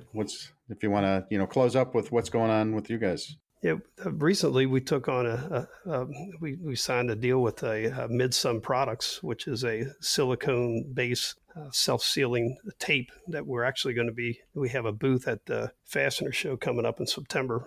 So we're a master distributor for Midsun, and they're looking we're looking to land hopefully some other fastener distributors in other areas of the country. Midsun is a U.S.-based company, and they make the silicone tape here in the U.S. So we're excited about that. First time ever to be exhibiting at the show. We're usually walking through it. So if you go to Las Vegas, go check out Blue Chip Engineered Products. Right? Yep, we'll see you there. Yeah, we look forward to seeing you, and I want to thank you for joining us to talk about the Fastener Distributor Index. And we'll look forward to talking to you down the road and seeing you in Vegas. My pleasure, Mike. Thank you very much. You're welcome. That was Ken Sanker. He's the CEO of Blue Chip Engineered Products. The FDI number for July was 52.2 versus 48.3 in the previous month. Visit FDIsurvey.com to participate in the process and get a detailed PDF copy of Baird's monthly analysis report. Now for today's top story. In early June, Fastenal announced that it reached a vending machine milestone of 100,000 active units, and in July, it reached another milestone of 1,000 active on-site locations, each providing a customized local supply chain within or very near to a customer's facility. The 1,000th on-site was set up within the Rockinville, Saskatchewan facility of Nutrien, a Canadian fertilizer company with operations in 14 countries. This Fastenal on-site location was Nutrien's 3rd dedicated serving stocking location. Fastenal's on-site concept came in response to a specific customer need in 1992 when a large manufacturing plant required more product inventory than the local Fastenal branch could fit onto their shelves. They also wanted Fastenal to be in the facility on a daily basis to assess their needs and replenish inventory. So they proposed the idea to bring the inventory and the Fastenal rep within their four walls to support their operation on a full-time basis. Fastenal went on to open more of these, quote, branches within a facility, unquote, at a moderate pace to 200 locations by the end of 2014, and at a much accelerated pace over the next 4 years to reach 900 by the end of 2018. Thanks to the efforts of Fastenal's sales and implementation teams, there are now over 1,000 on-sites generating over 25% of Fastenal's total revenue. Next up, today's Fastener Newsmaker headlines. In acquisition and expansion news, McDermott Enthone has acquired 100% of the assets of Chemtech Systems Incorporated. Brighton Best International expanded with the addition of a new weld fastener product line. Anderay Holdings Limited and Cooper & Turner in the UK have acquired Beck Industries. KMC has rolled out new clamps to its expanded product catalog. Deco Products has relocated into a facility with expanded manufacturing resources. Innovative Components has added a new automated assembly machine for making press-on thumb screws, and Oveco has acquired W&E Sales Company. In personnel news, IBC has appointed Jane Spatcher McAlpine to the role of Director of Marketing, and Ned Schroff has announced that Dr. Matthias Huttenrauch, the CEO of Ned Schroff, will resign his position on September 1st, 2019 to explore new career development. You can get details on all of these stories and more in Fastener Technology International Magazine and the Fastener News Report newsletter, both available online at fastenertech.com. Finally, let's turn to the back page to talk about conservatism. We hear a lot these days about the virtues of implementing socialism in the United States of America, and leftists are surely determined to push the public conversation to the benefits of state control on anything and everything, including higher education, healthcare, insurance, energy production, finance, and medical research. And after watching a few of the recent presidential debates, there seems to be no shortage of utopian solutions and promises coming from the mouths and heads of each and every candidate. Absent from the debates, in my opinion, is a sober and coherent presentation and defense of the actual conservatism that was the basis for the founding and flourishing of the United States of America. As far as I'm concerned, the last great champion and defender of American conservatism was Ronald Reagan, and if you compare his writings and speeches to what we hear today from both sides of the political spectrum, the contrast is simply shocking. While I'm not sure that any public figures are capable of defining true American conservatism, I came across a podcast put out by First Things magazine that discussed a newly released book called Russell Kirk's Concise Guide to Conservatism. With just 102 pages in 12 short chapters, this book is actually a newly released version of a 1957 publication from Kirk that was designed as an introduction to conservative ideas. The book presents several principles of conservatism, which touch on many things, including morality, diversity and variety, justice and rights, property and freedom, concentrated power, wisdom of the past, true communities, just government, and more. The book is filled with many great lines, and a few of my favorites are these. Quote, "Men and women are not perfectible, conservatives know, and neither are political institutions. We cannot make a heaven on earth, though we may make a hell. Therefore, the conservative is suspicious of all utopian schemes, and he does not believe that by the power of positive law, we can solve all the problems of humanity." End quote. This has been Mike McNulty of Fastener Technology International bringing you the Fastener News Report. Please send your news, pictures, comments, corrections, or complaints to me at mcnulty@fastenertech.com. What do security screws, T-Rex, and the nature of space-time have in common? Bryce Campbell of Bryce Security Fastener has thoughts on that, as you'll find out sooner than you might imagine. Thanks for listening, everyone. It's Fully Threaded Radio.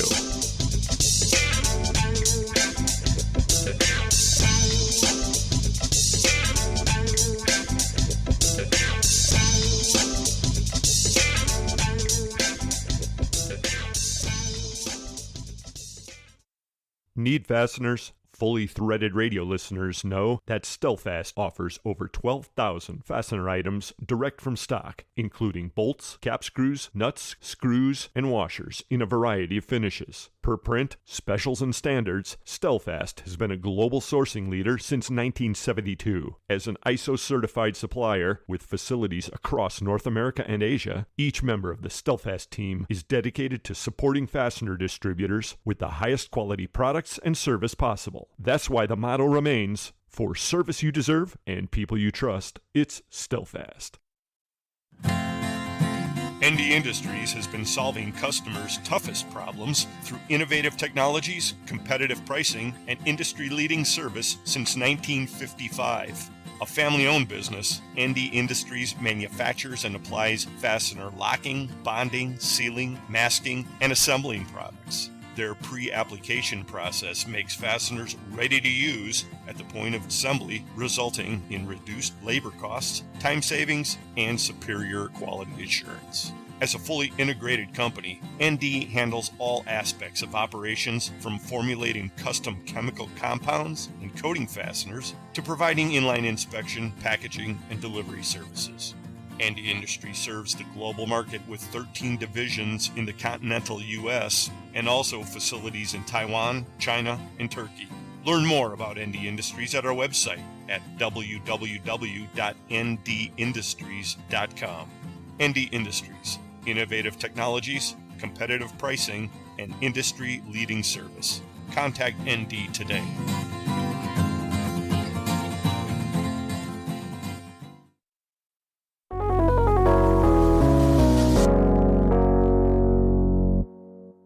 Hello, everybody. This is Carmen Vertullo with the Fastener Training Minute, coming to you from the Fastener Training Institute and AIM Testing Laboratory in beautiful downtown El Cajon, California. Well, today's topic is one you're all familiar with. It's this word called passivation. And in this particular instance, we're talking about the passivation of stainless steel fasteners in particular. We all know that for stainless steel to be effective, it's got to have an oxide coating on it, and that oxide coating has to have integrity, and passivation is one of the ways we get that. I learned something recently by answering a question about passivation, and I was surprised that I did not know it.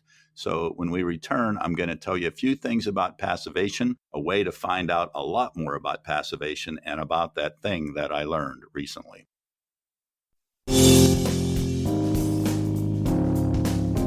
The Fastener Training Institute has one mission: to help you and your organization develop the understanding and technical expertise of fastener products, standards, and specifications you need to succeed. Offering a wide variety of classroom, web-based, and on-site instruction options, each course is designed and taught by the top experts in the field. The Certified Fastener Specialist Advanced Technical Training Program has been in operation since 1998 and serves as a respected accreditation across the industry. And your chance to begin working towards your CFS designation happens October 15th in Rancho Cucamonga, California, with the Fastener Testing Seminar at the Lab course.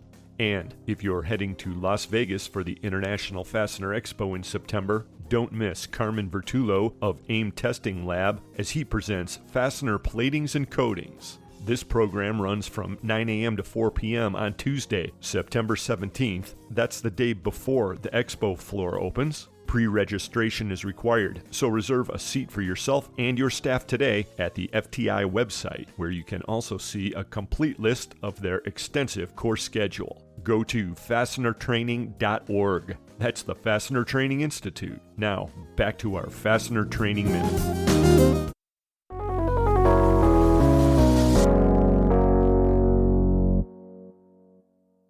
Well, welcome back, everybody. This is Carmen Vertullo with the Fastener Training Minute, today talking about passivation of stainless steel fasteners. Stainless steel is a corrosion-resistant alloy, and the way it works is within the stainless, there are some elements, one of which is chromium. That's what makes stainless stainless. The surface of the stainless steel, when it's exposed to air, develops a very thin coating of chromic oxide. I'm not sure if that's the exact chemical, but it sounds like that.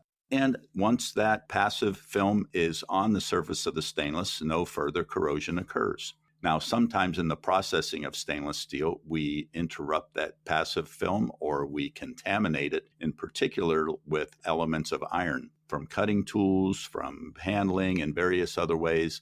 So in order to re-establish the integrity of that film, we passivate the stainless steel. We do that by dipping it in acid. When we dip it in acid, that completely removes that passive film. And then once we remove it from the acid, it gets exposed to oxygen, which reestablishes a brand new perfect film. It's a very nice passivated surface. Does not actually clean the stainless steel per se. You want to start off with a cleaned part. This is not a cleaning process. It's a passivation process.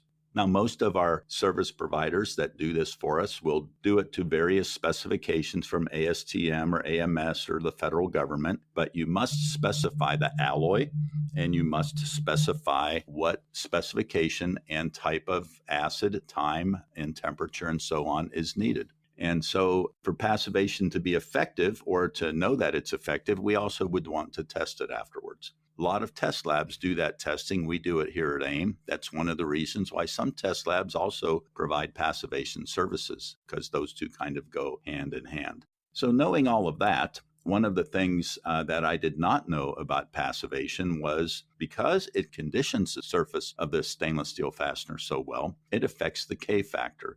The K factor is that friction component of the torque-tension relationship. And passivated stainless steel fasteners actually have a higher K factor than non-passivated stainless steel fasteners, and therefore the torque would be affected. So if you're going to passivate that stainless steel, be careful that you understand the K factor change. And oftentimes that's overcome by another supplemental coating on the stainless, lubrication or wax or something like that. Now, all of this information is going to be available in a lot more detail at the Las Vegas Fastener Show, where we will be presenting a full-day program from the Fastener Training Institute and AIM Testing Laboratory on plating and coating of fasteners. We'll be spending a lot of time on passivation there, doing this actual experiment that I just told you about regarding the K factor. And right before that, here in September, the FTI webinar is about plating and coatings, and we'll talk a little bit about passivation there, more than we did on this fastener training. It looks like about a 6-minute talk.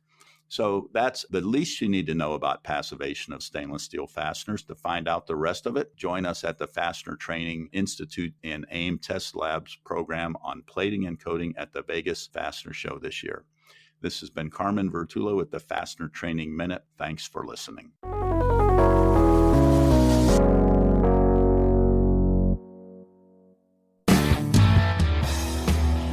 Hi, this is Tom Master with the American Fastener Journal, and you are listening to Fully Threaded Radio.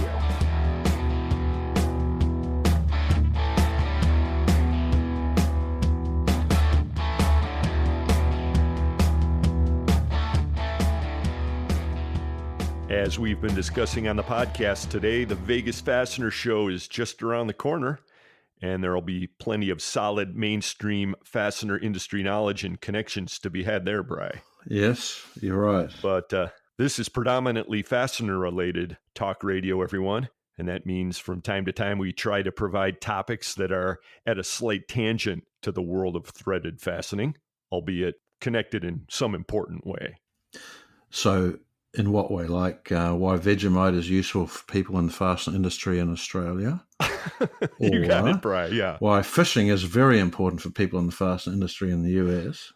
Yeah, right. Right. Yeah, you're hired. Okay, thank you. Good. You know, I frequently quote the late great psychiatrist and author M. Scott Peck, who said during a lecture one time that you can't talk about anything without talking about everything, which is perfect for a podcast like this one, Bry. That's because one thing is we have all the time in the world to really turn these things inside and out. Yes, but what is time? How do we measure it? Why can't it go backwards? Yes, good questions. And our guest on our feature segment today is a person who might be able to address some of that. Bryce Campbell is the proprietor of Phoenix, Arizona-based Bryce Security Fastener and also a deep thinker and author. His company designs, manufactures, and sells a wide variety of security fasteners, including the Penta Plus, Penta Nut, the Raptor and the Key Rex. And we're going to spend some time discovering the origins of a couple of those trade names, Bry, as we welcome Mr. Campbell to the podcast right now. Hey, Bryce, thanks for hopping on with us. Thank you. So what made you think of the T-Rex for one of is it a screw, the Rex? Well, Key Rex, originally it was called a keyed lock. All right. It was, it didn't have any fins to it. And it was the first security screw that actually could be keyed to individual client. And it was quite effective, except it didn't have as many key codes as we thought.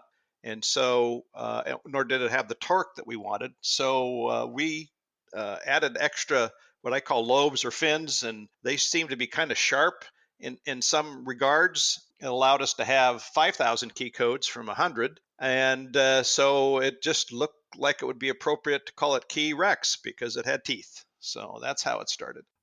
Right. It seems kind of funny, but that's, of course, I was into dinosaurs too. I've always loved dinosaurs, and they always intrigued me how in the world they could be. And of course, the best of the bunch is T-Rex. So that was kind of fun to be able to kind of combine the two.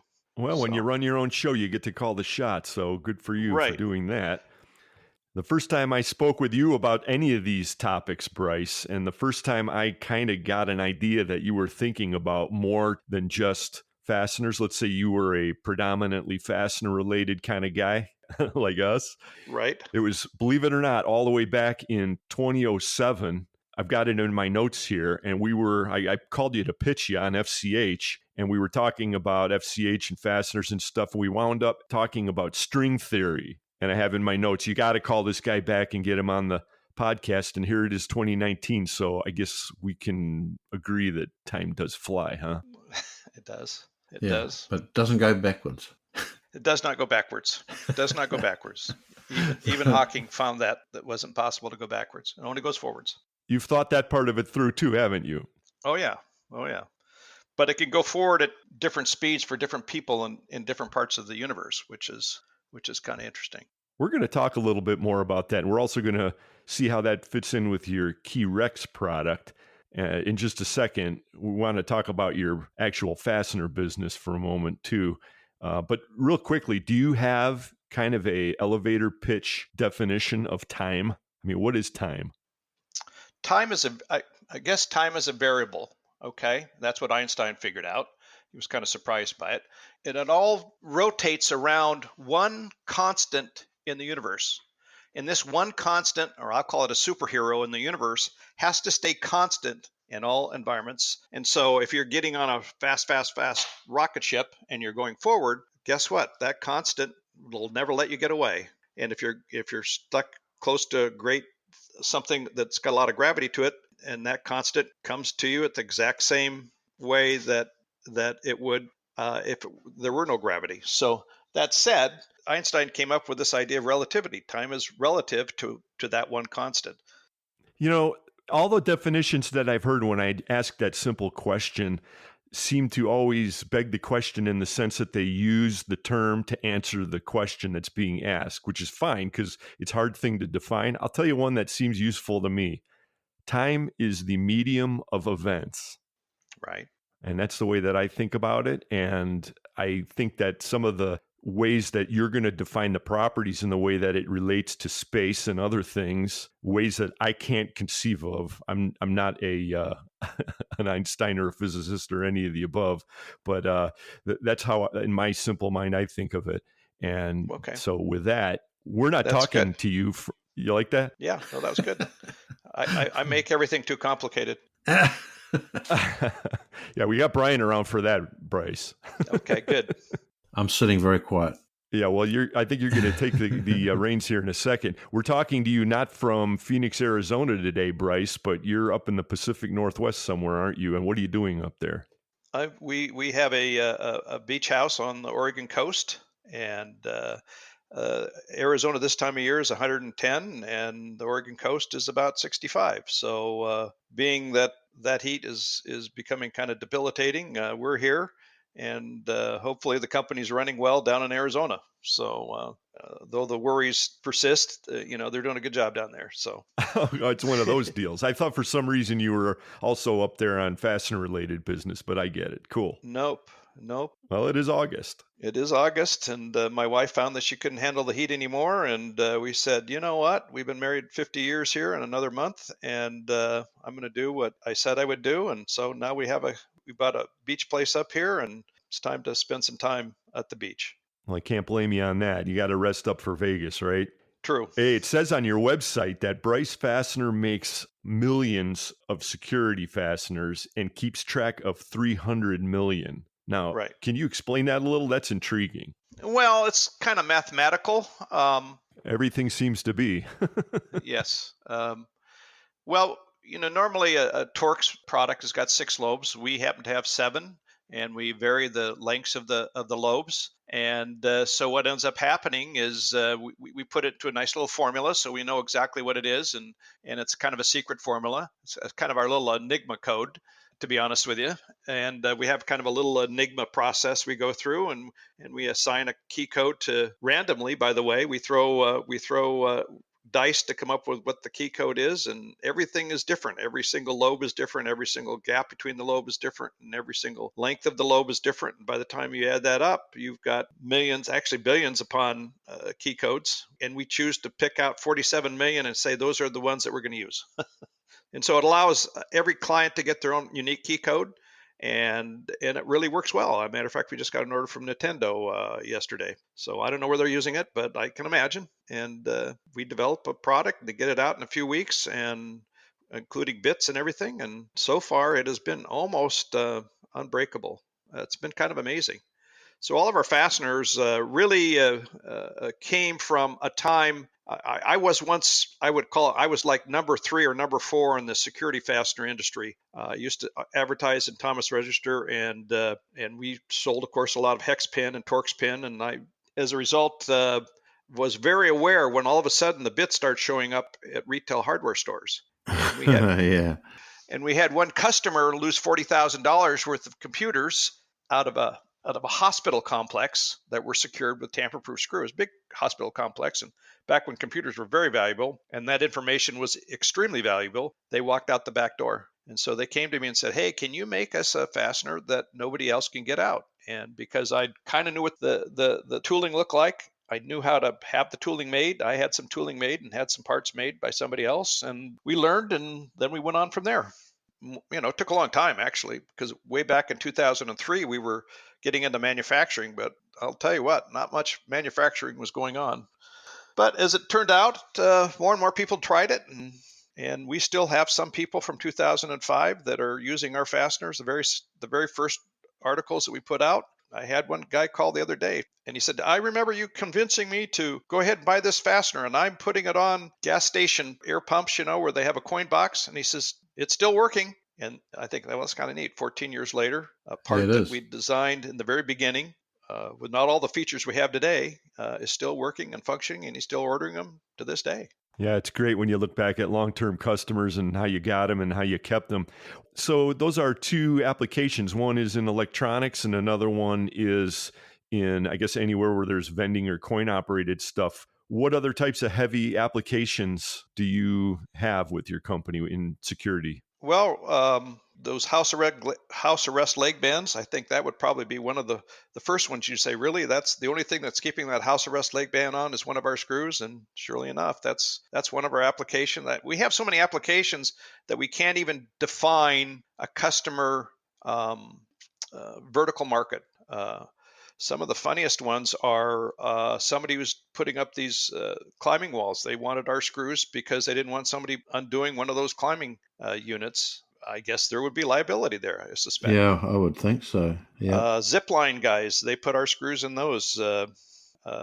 Probably the biggest one that's happening right now is the pipeline in Nigeria is losing $1 billion worth of oil a year. And the regular security fasteners, kind of like the wheel locks, they are easily broken because the guys will come and take a mold of the fastener and figure out what it was. And I mean, if you're losing $1 billion worth of oil a year, you got pretty sophisticated people stealing it. So they came to us as kind of a wild hair and said, hey, can you make us a fastener? And so we are in the process right now of developing what I call a super structural nut for that application. So Some of our nuts go to the TVA Authority, Tennessee Valley Authority, any of the electrical grid. It's all crazy people that we would never go and make a sales call on ever,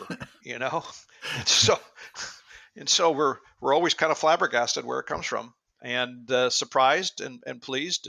But as a result, we kind of have to have a fastener manufacturing machine for just about any size or diameter or length or what. I guess we got them on body cams for policemen, but that happens to be a 256 screw. So we got a security screw that's a 256 in diameter. And somebody has tried to make a wall for the water surges that are happening down in Florida, when they have a hurricane.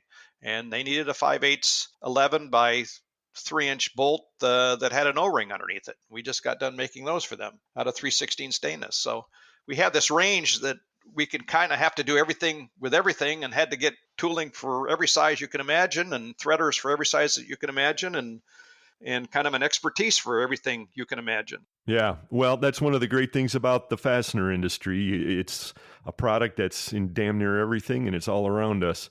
As you're explaining this manufacturing process, and I'm thinking about these things that are highly specialized per application, and they're probably relatively short run in many cases. Exactly. Are you seeing that additive manufacturing might be an approach here to the manufacturing of this to get these things out? I mean, is that happening now, or do you see it in the near future? No, I'm not a real fan of 3D printing, just because you can only make 1 or 2 or 3 pieces. And then maybe that would be a good idea if somebody wanted 5. I do get that call every once in a while. I need 5 pieces. It's really important. They're stealing my very expensive light fixtures. Yeah. Okay. I suppose that would work. And we're still stuck in cold heading. And so by and large, they got to run 2,000 pieces, or we're not going to make the part for them. So maybe that would work there. I hadn't thought about that. All right. Well, you got time to figure it out. Yeah.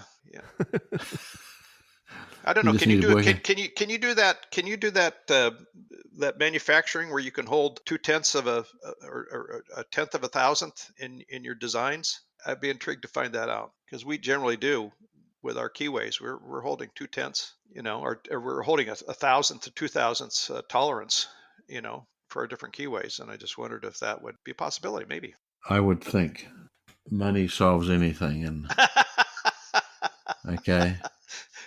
If the National Aeronautics Space Administration or SpaceX worked out they had to do that, that's what would be done. Okay. Right. We have used that technology to make one of our samples, by the way, that we take to the show. We have a bolt that's 12 inches around and 2 feet long, and that was done just as you say. They took a sample of our parts and reprogrammed it and did a sample exactly the same. So maybe it works. Okay, so maybe that's going to be a force. Maybe it isn't. What other things are impacting the security fastener business these days? We just heard the Fastener Distributor Index report with Mike McNulty, and so we shot over 50. Are you seeing that kind of a little bit of a mini resurgence in the last month or so? What do you know? You're at the beach. Well, I'm at the beach, and I don't know much, to be honest with you. I'm kind of an outsider to the fastener industry, if you really get down to it. Having never worked for anybody, and starting my own company, and having never manufactured it or worked in a manufacturing plant, and having gone out and got the machinery thinking that I would be able to do it myself, and found out I was a huge mistake. So.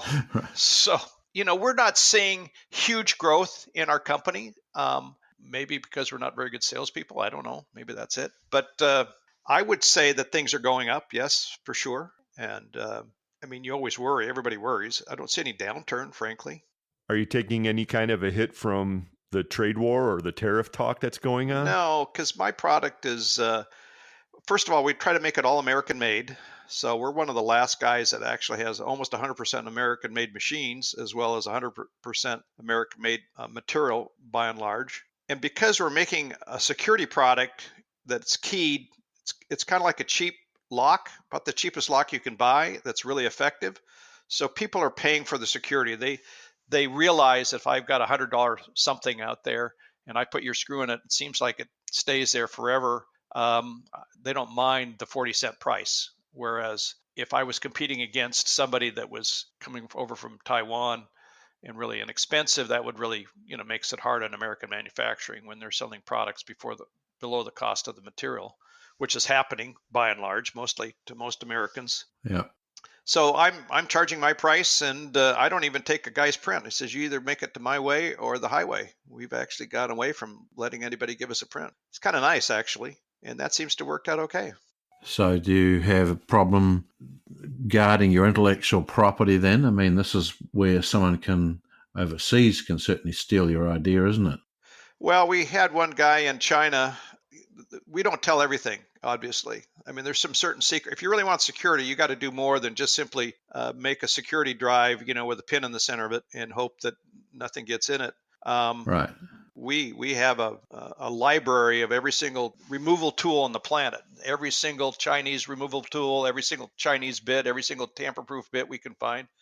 And we take them back and make sure that we've got a strategy to keep them from getting into our parts and from taking them out. And so I've seen a clone of ours. By the way, we went to one of the trade shows, and somebody from the Chinese, contingent came and wanted a sample. And I thought, oh, great, we'll give them a sample. They'll probably want to buy from us. Well, guess what happened? Yeah. On Alibaba, all of a sudden we saw something similar, and it looked pretty good, except looking at it, knew that it would never really work properly. But it had crazy fin selections and that kind of stuff, which is fine.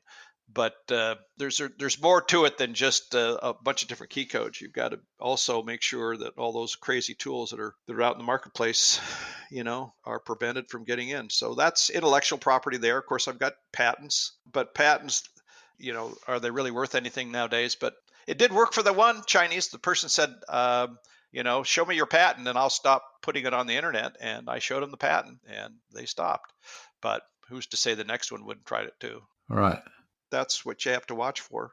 And I think Magard had the same problem. I talked to them and they said the Chinese, will mimic their kind of a part. I don't know if you know what a wheel lock is, but Magard is the primary manufacturer of wheel locks. But there's more to it than just having a keyway. You got to have the heat treating. You've got to have the strength. You've got to have the integrity of the product. And those are other little things that we kind of keep on the QT that we do that make them hold up better than anything else. So by and large, you've got, for us, you've got that threshold of before retail bits, tamper-proof screws were really darn good. And now, after retail bits, we've kind of ruined an awful lot of security in this country with those bits that keep flowing across the pond. And I think of all those jails, that have nothing but, good quality Torx with the pin screws. And I'm thinking, well, not too hard to get a screwdriver in there. And they do. And they hide their shivs or sheaves or whatever you call them, behind wall plates and everything else because they can get those off and hide their contraband behind the.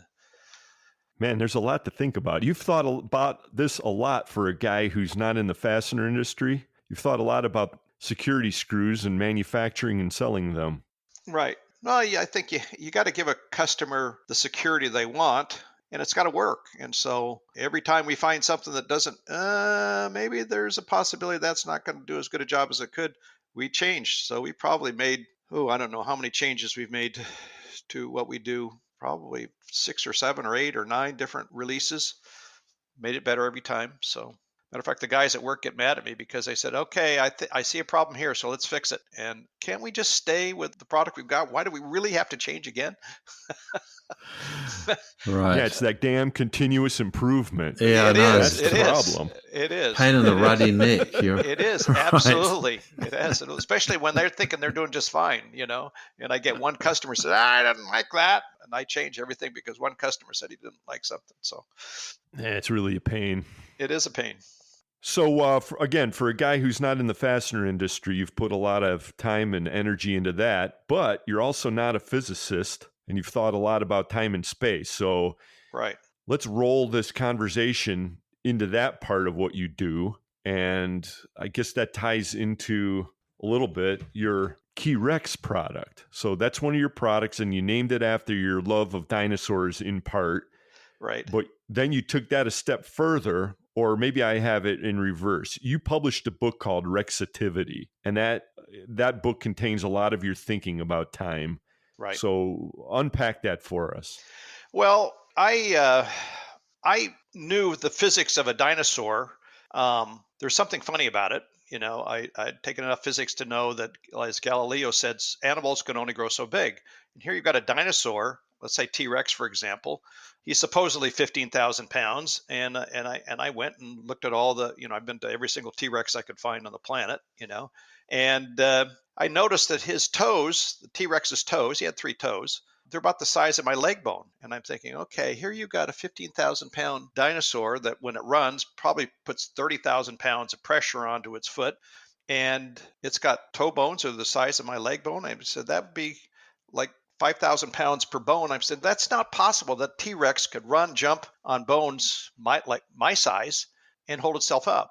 And so I came with this idea a long time ago. Well, maybe gravity was different back then. I mean, think about the pyramids. I mean, they put 300,000 pound piece of granite 30 stories up and they winched it up there. I mean, that's getting to be kind of, I'm sorry, that the physics of that are not possible. So I said the physics back then must have been different. And nobody heard. I took it to a couple sites. You're full of baloney. And then I got into reading Einstein's theories, and I got into reading a book about him, and I went, you know what it was? Gravity is a function of time, is it not? It's 32 feet per second, right? Well, what happens if time was twice as long? Relatively speaking, gravity would be 16 feet per second. Well, it'd be a lot easier to lift something if it was 16 feet per second. What if it was 10 times longer, and gravity being 32 feet, it was 3.2 feet per second. That's all the harder gravity would be. Wow, you could probably lift something 5,000 pounds because it's 1/10 the weight. So a 5,000 pound thing would be a 500 pound thing. And wow, then you could probably get a couple, maybe 10 guys around that and you could move it around.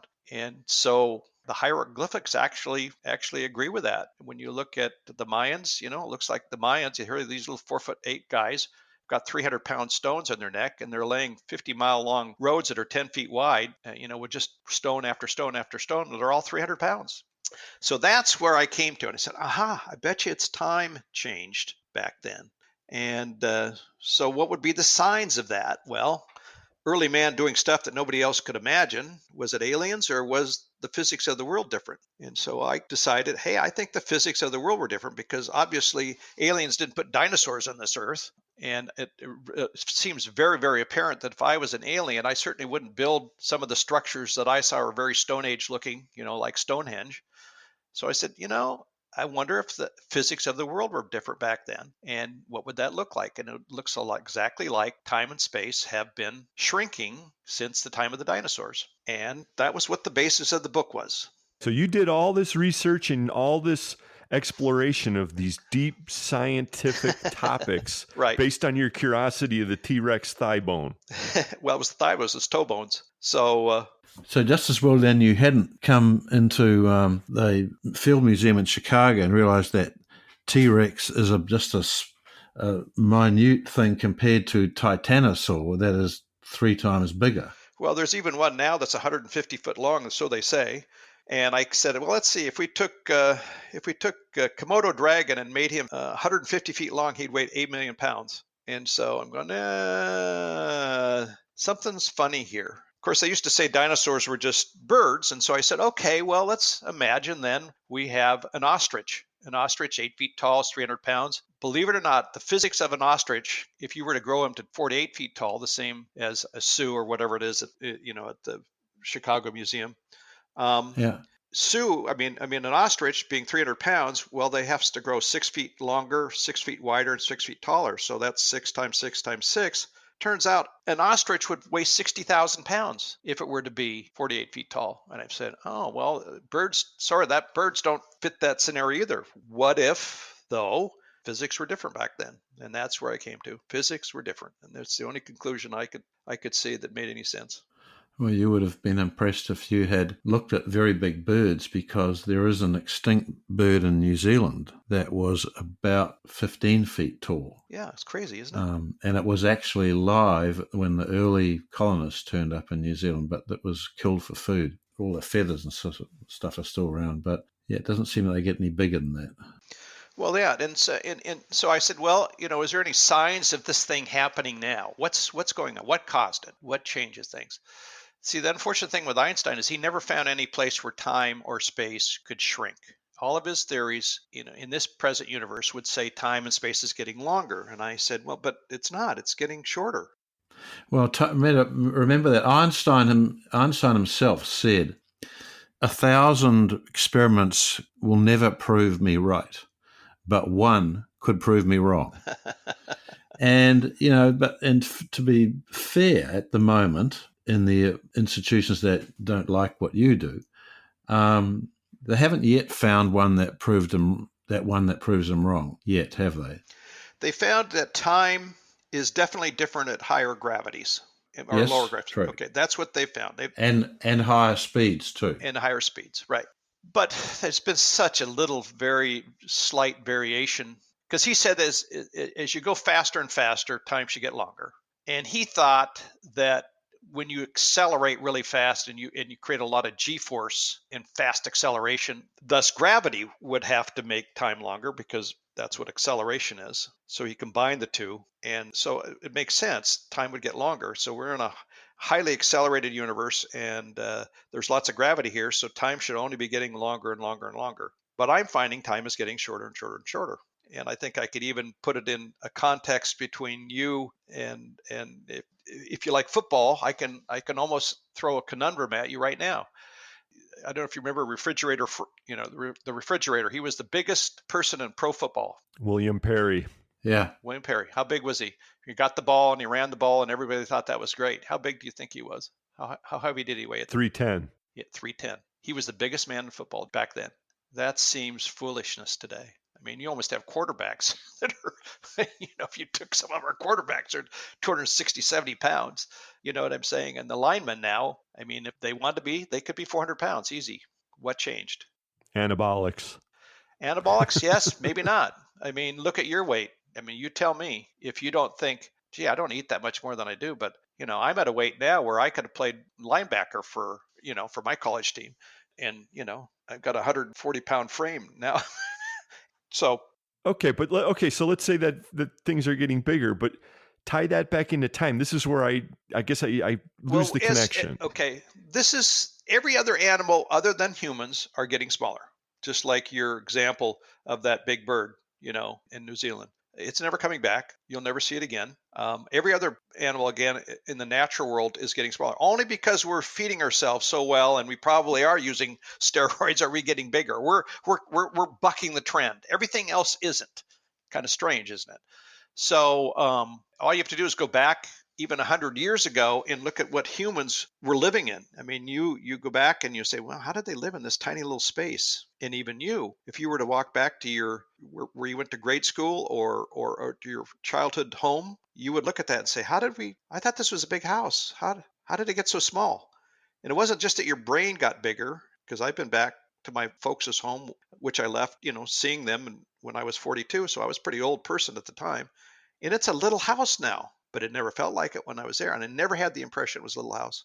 Yeah, I know what you mean. I've had that exact same feeling. And everybody has that exact same feeling. Everybody. That hill that you ran down when you were a kid, it was like the hills it was like running down Kilimanjaro, and you get there and say, that's a bump. The stream that you thought was so big as a child is now, it was a ditch, Those kind of things are happening over and over and over again. A good example is to look at the basketball players. Look at back at the time when Magic was playing, and you look at some of his cohorts. They had really skinny legs. And now you look at the basketball players today, and they could all play football. Yes, they're working out, but man, the legs. Or look at old movies. Look at how skinny everybody was in old movies. And now there's no way that even if they starve themselves, they're not as skinny. Okay, but we're talking about shrinking space environments and enlarging humans, but how is this? I'm losing the thread of what we are talking about. I thought we were talking about shrinking time. Okay, as time shrinks, it means gravity gets heavier. So let's say it's 32 feet per second. Relatively, maybe it's really 34 feet per second today, relative to the time back then. It takes a lot more energy for you to lift yourself. We're adaptive animals, so we get stronger and stronger in order to lift ourselves. And so our muscles get bigger and we give ourselves more nutrients. So, as humans have gotten bigger, but other animals not having that benefit, seem to be getting smaller and smaller. what happens is that you start noticing time going faster and faster. And that's one thing that every single person on the planet notices. I mean, even this conversation, even though it's been, I don't know how long it's been, we've been on the talking, but I bet you 38 minutes, 40 seconds. Where did those 38 minutes go? And it's the same for everybody. Already it's August. Are you kidding me? I mean, 2 Christmases ago seemed like they were just 2 months ago. And your 2007 example, when you first talked about this thing, didn't I say, that was about 2 or 3 years ago that we talked? It's been what? That's true. It's been what, 12 years? But the issue is that, are you kidding that me? there's a difference. There's a difference between how you perceive something. What is perception, isn't it? Because we perceive time to go faster. Maybe that's because as we get older, we think that, okay? Maybe because it could be that it is getting well, okay, this faster, is what or it is could be that we think it's getting faster. What is perception? If you didn't have a memory, would you even know that time was going faster? But you have a memory. No. You would not know. No, you wouldn't. Because the clock still is going around the same. The calendar still churning forward. And the only reason why you don't believe the time is going faster is because you have these mechanical things that are saying it isn't. Well, atomic clocks as well now. Right. But isn't it interesting that they're starting to find out that, hey, the speed of light is slowing down? Isn't it funny? They send stuff out and they'll get, the Voyagers or whatever. And then they said, it's coming back different. It's not coming back like it used to. Is the speed of light slowing down in the universe? And I'm saying that's not the speed of light. Light is the distance light goes in a second. What if the second is speeding up? Okay. And that would make the light go shorter distances. So there are all sorts of studies out there. One started, I think, down in Australia. A guy started noticing that the speed of light in 1750, whenever they calculated it, was at so many kilometers per second. And now it's gotten progressively slower ever since. So is the speed of light constant? But maybe time isn't. That's kind of an intriguing thought. And that's where I came to the conclusion. Speed of light's the same, but time is changing. Right. Well, the speed of light is fundamental to Einstein's general theory of relativity. The fact that it's constant. It's constant, but maybe time is not. The basis of it. Yeah, but maybe time is not. That's the difference. That's where I came. Time is not. Anyway, what ends up happening is everybody eyes glaze over, just like everybody's probably listening to this thing is glazing over. But other than the fact that, isn't it funny how fast time seems to be going? And I'm saying it's because of your memory. And not only that, I will say, I as a kid never noticed time going fast. It matter if it was the slowest thing on the planet. I can remember high school and college taking forever. You go talk to a junior high kid today, and they will say time is going fast. And I will say, sorry, time was not going fast for me. And I can remember pushing my grandkids on a swing, and there was an au pair there that was taking care of one of the kids, and she was a sophomore in college or something like that. She says, man, time is really going fast. And I said, time didn't go fast in college? Gosh, that had to be one of the longest periods of time in my life. Really? Are you kidding me? And I have my grandkids now, and I'm saying, this is crazy. In junior high, starting to say time is going fast. And I'm looking at them going, well, is it because we've got so much confusion in our life and so many options? That's how normally it would go. But I'm saying, I was pretty busy as a kid, man. I don't know. I wonder if there is a phenomenon that's going on and that time actually is going faster. And, the Mayans had this idea that the world was going to come to an end. What they really were noticing is that all these planets were lining up, and the planets obviously introduce more gravity into our sphere of living. And if I'm right, gravity speeds up time. Isn't it kind of interesting that, even global warming, we're seeing global warming happening, and anybody that's rational would, if you're really rational about it, you'd have to say it's not because of carbon footprint as much as everybody wants to say. Something else is going on Earth, and nobody will bother to investigate that. So, and I'm saying I think time's going faster, and it's creating energies and things that are strange that none of us quite understand. And as a result, we're actually seeing it if we would just pay attention. Time really is going faster. It's not just perception. Bryce Campbell, are you going to have a booth at the International Fastener Expo? Yes, we do. We've always had a booth there. So we have. I know you always have. I'm giving you a chance to pitch your booth. Yeah. Yeah, Yes, you're we getting will. too And we caught up in won't the talk about technicalities this. of this. We won't talk about this because we get sidetracked from where we really want to go, which is we want to sell you fasteners that are the best on the planet that will keep your customer extremely happy.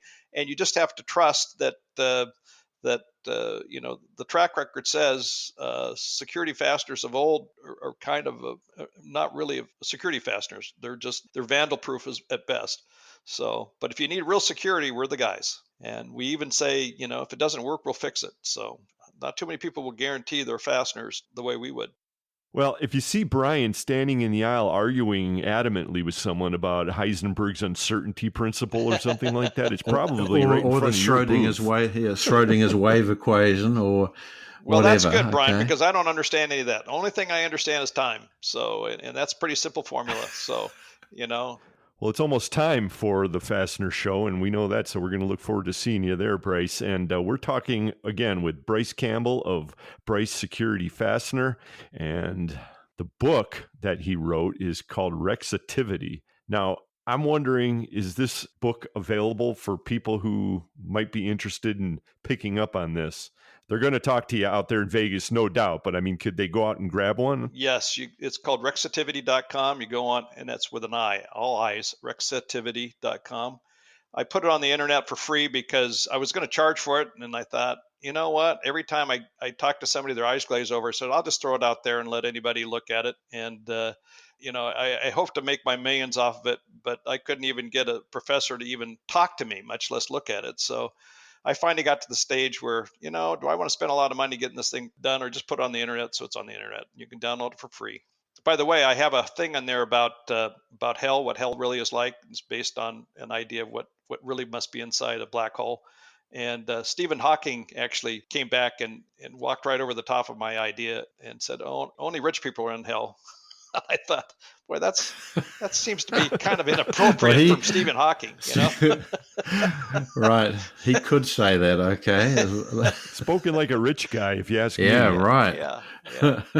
So anyway, so I guess I did get somebody to pay attention someplace, so for whatever it's worth. That's cool.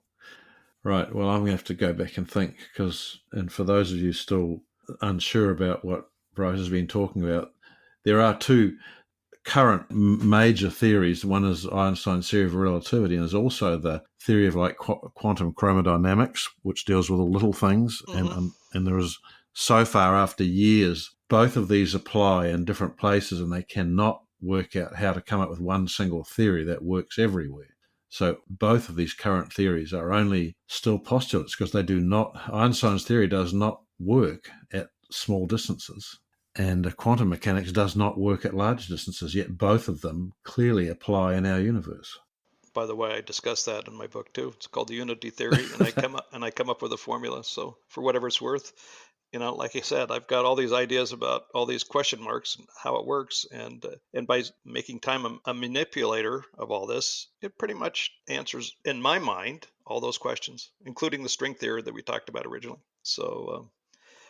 So that's where I get excited about it. But every time I get excited, I just glaze people's eyes over. So I put it out there. If somebody's really interested, it gets downloaded a couple times a day nowadays, I gather. So that's been kind of fun. Got a little bit of feedback here and there. Not much, but a little bit. When was this first published? I came up with the idea in 2003. I was writing down, okay, this has got to mathematically make sense or it doesn't work. And I started writing in 2007. It took me about 3 years to write it, and I tried to make it as simple as I could so even a high school student that was mathematically inclined could understand it. Put lots of pictures in there. I was hoping I was going to give it a try. Yeah, well, and at the time I wasn't a very good writer, so I was a little frustrated. It took me hours and hours to write each chapter and rewrite them and try to make them clear, and I think maybe instead I made them more complicated, but it satisfied my urges, and thereafter I just let it lay fallow and let's see what happens. So, well, Brian's been talking for years about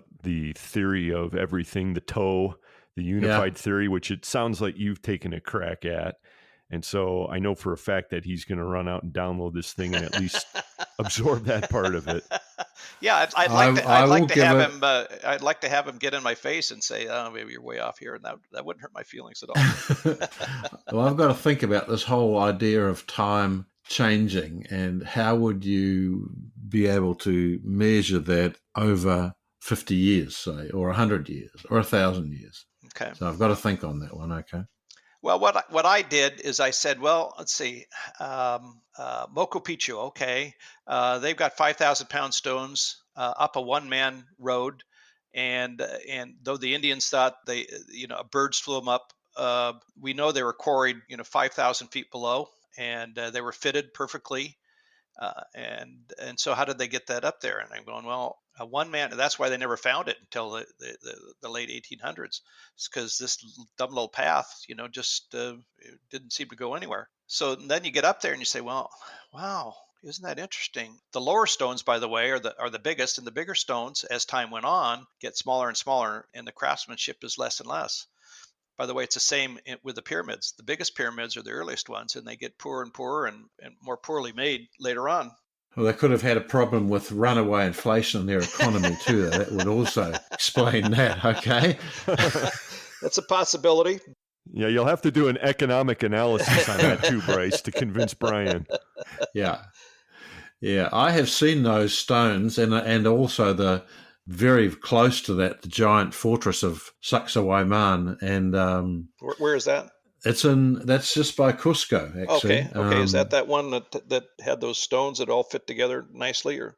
Well, everything in Peru that's made by the Incas has stones that fit together beautifully. Okay, right. I mean, the difference is simply that you think, why would you build something out of such an irregular stone? It's very difficult to do this. Why not just make it out of square stones, make it easy? No, some of these stones that fit in Sacsayhuaman might have 14 different faces to it. Yeah, that's crazy. And the thing that has to, match with it has got maybe 3 or 4 different other stones, all of which have got these weird shapes in them. And how do you do this to a 10-ton stone? The only way you can imagine it is they had to rub the stones together to make such a good joint. Well, they clearly couldn't do that. Well, some of those stones. Some things are not understandable. Well, what if I'm right? What if gravity was less? So the molecules are a little farther apart, okay? And so we're dealing with maybe something that today would be like cement. In a sense, the stones were softer. They're farther apart. They're a little more manageable. You could. I mean, think about even granite today. How in the world did they have a 300-ton piece of granite that's got straight sides on it like they did in the pyramids? I mean, it's as flat as we could do with machines today, and they drag that from 600 miles away, and it's flat. How do you do that? Well, my idea is, what if the molecules are a little farther apart? Interestingly enough, then maybe it would have been a little easier. The short-term molecule strengths were not as tight, the molecules being a little softer, and then they could actually carve it. They've got some stones called andesite, I think, down there that it takes carbide to carve today, and yet they're polished, like you said. And so what if the molecules were farther apart, and and as time and space shrank, which seems crazy, doesn't it? The spaces got closer, and fashioning it wasn't as difficult. That's where I've kind of come to the conclusion, just like, the dinosaurs couldn't run on the toes they had, and they couldn't lift 300,000-pound stones in the days of the pyramids, and we couldn't build a ship a day today, like we did in World War II. I don't think that's possible. So now, speaking about modern times, and not football either, are there direct applications or implications of Hexitivity on the fastener industry? Well, the fastener industry, like I think you guys, when I was listening to one of your earlier podcasts, you're talking about looking at a machine that was 1920 machine, and it hit with how many tons of pressure, and it's still functioning today. I mean, that we're forming metals with machines that we had back then that we probably wouldn't even build today. First of all, I mean, that would take so much steel and it would take so much energy and time. We would want to make the machines lighter and faster moving to get those kind of energies. Who in the right mind would have built a machine like that today? I mean, it'd be crazy. So what's happened is that the machines today we're using, rather than use big, huge flywheels that have got tons and tons and tons of pressure to apply your 200 tons or 100 tons onto the head of a fastener, now we go with speed to get that done. So we'll go with the lighter machine, faster moving. We got better oils now so that we can go faster. a lot of those things today, the machines have radically changed, and nor will we ever go back to those machines that actually were quite functional. Never, just because they're too heavy and they're too big. But they still work in principle. And a lot of them working in practice still, actually. Right. We've seen a lot of them. And, they don't turn out but 30, 40 pieces a minute, which is fine. Where the newer machines will turn out 200 or 300.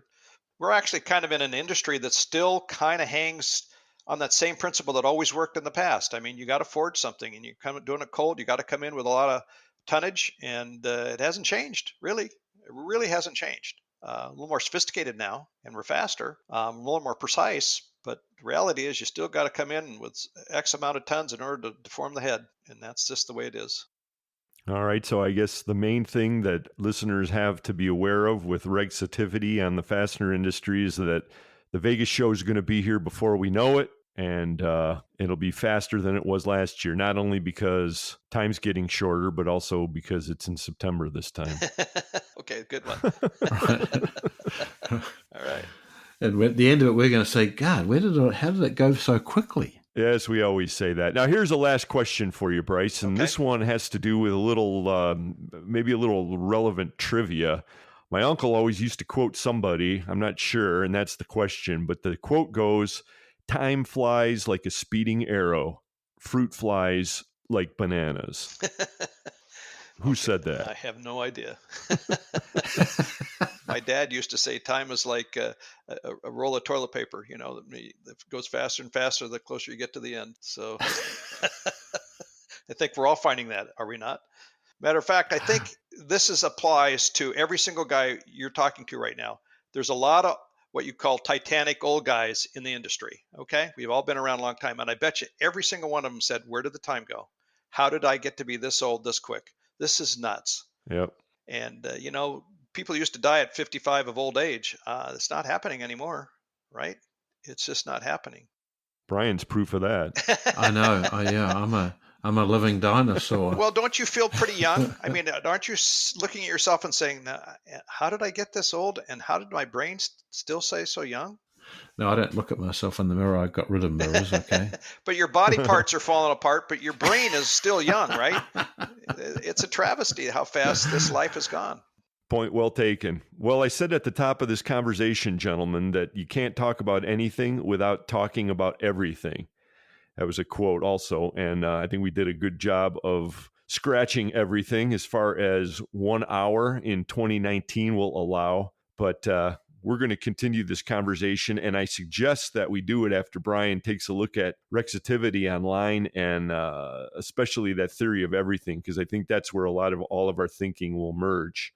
And in the meantime, Bryce Campbell, you're with Bryce Security Fastener. Your website is brycefastener.com. No S on that. Right. And we do thank you for joining us, and we look forward to seeing you out there in Vegas. Well, thank you very much. I appreciate it very much. And I look forward to seeing you again. It's always been fun every time I've talked to you, Eric.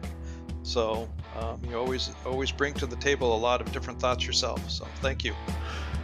Right. You're going to get some strange visitors at this show. Right. Well, thanks for that, Bryce. You're a good man. Well, thank you for interviewing me. That was nice, and I appreciate it.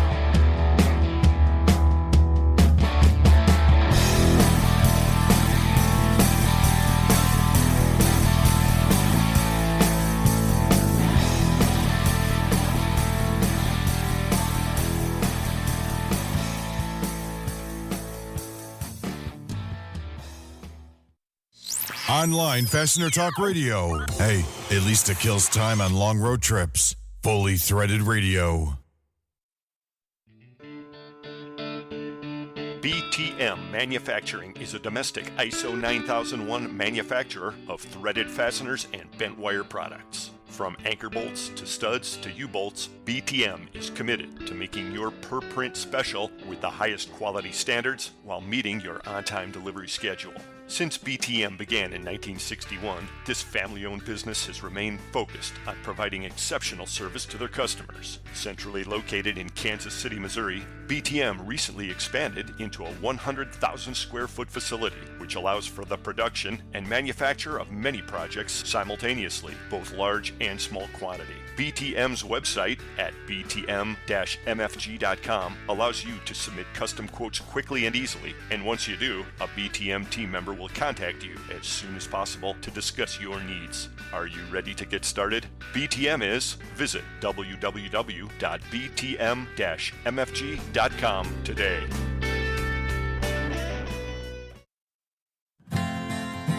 ND Industries has been solving customers' toughest problems through innovative technologies, competitive pricing, and industry-leading service since 1955. A family-owned business, ND Industries manufactures and applies fastener locking, bonding, sealing, masking, and assembling products. Their pre-application process makes fasteners ready to use at the point of assembly, resulting in reduced labor costs, time savings, and superior quality assurance. As a fully integrated company, ND handles all aspects of operations, from formulating custom chemical compounds and coating fasteners to providing inline inspection, packaging, and delivery services.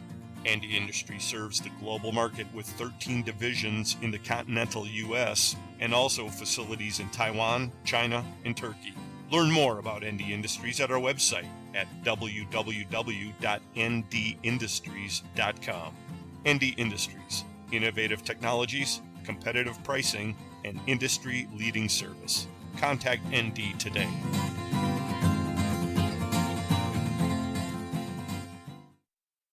I need quarter 20x2 zinc-plated socket head cap screws ASAP. My customer has a line down and needs Saturday delivery. Help! Solution Man can.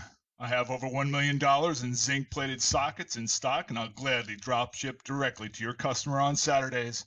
Visit the Solution Industries website for details at solutionind.com. Is there anything you can't do, Solution Man? When it comes to fasteners, nothing I can think of, ma'am. I'm not too good at bowling, though.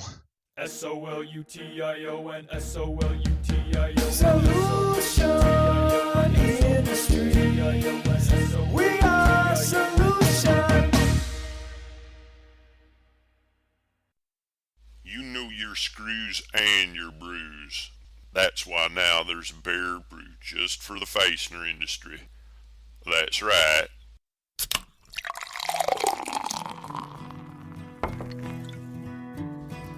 You drove all day to make that call. The beer you'll pour, it must be tall. Yeah. Old rusty bowl. Yeah. You sold those screws and bolts and nuts, and now it's time to fill your guts. That's clear. Old rusty boat. Yeah. Forget about cold filtered. Old Rusty's cold-headed for fastener people just like you. It's the beer that could have made Rockford, Illinois famous until we had to start importing some of the pure 100% natural ingredients that go into every batch. It's got that full-threaded flavor, but with a third less oxides, so you can keep enjoying Old Rusty long after the warehouse or show floors close down for the day. That's also why Old Rusty's available in quarter kegs and now in convenient pallets too. Keep it flowing, house. Old Rusty Bowl.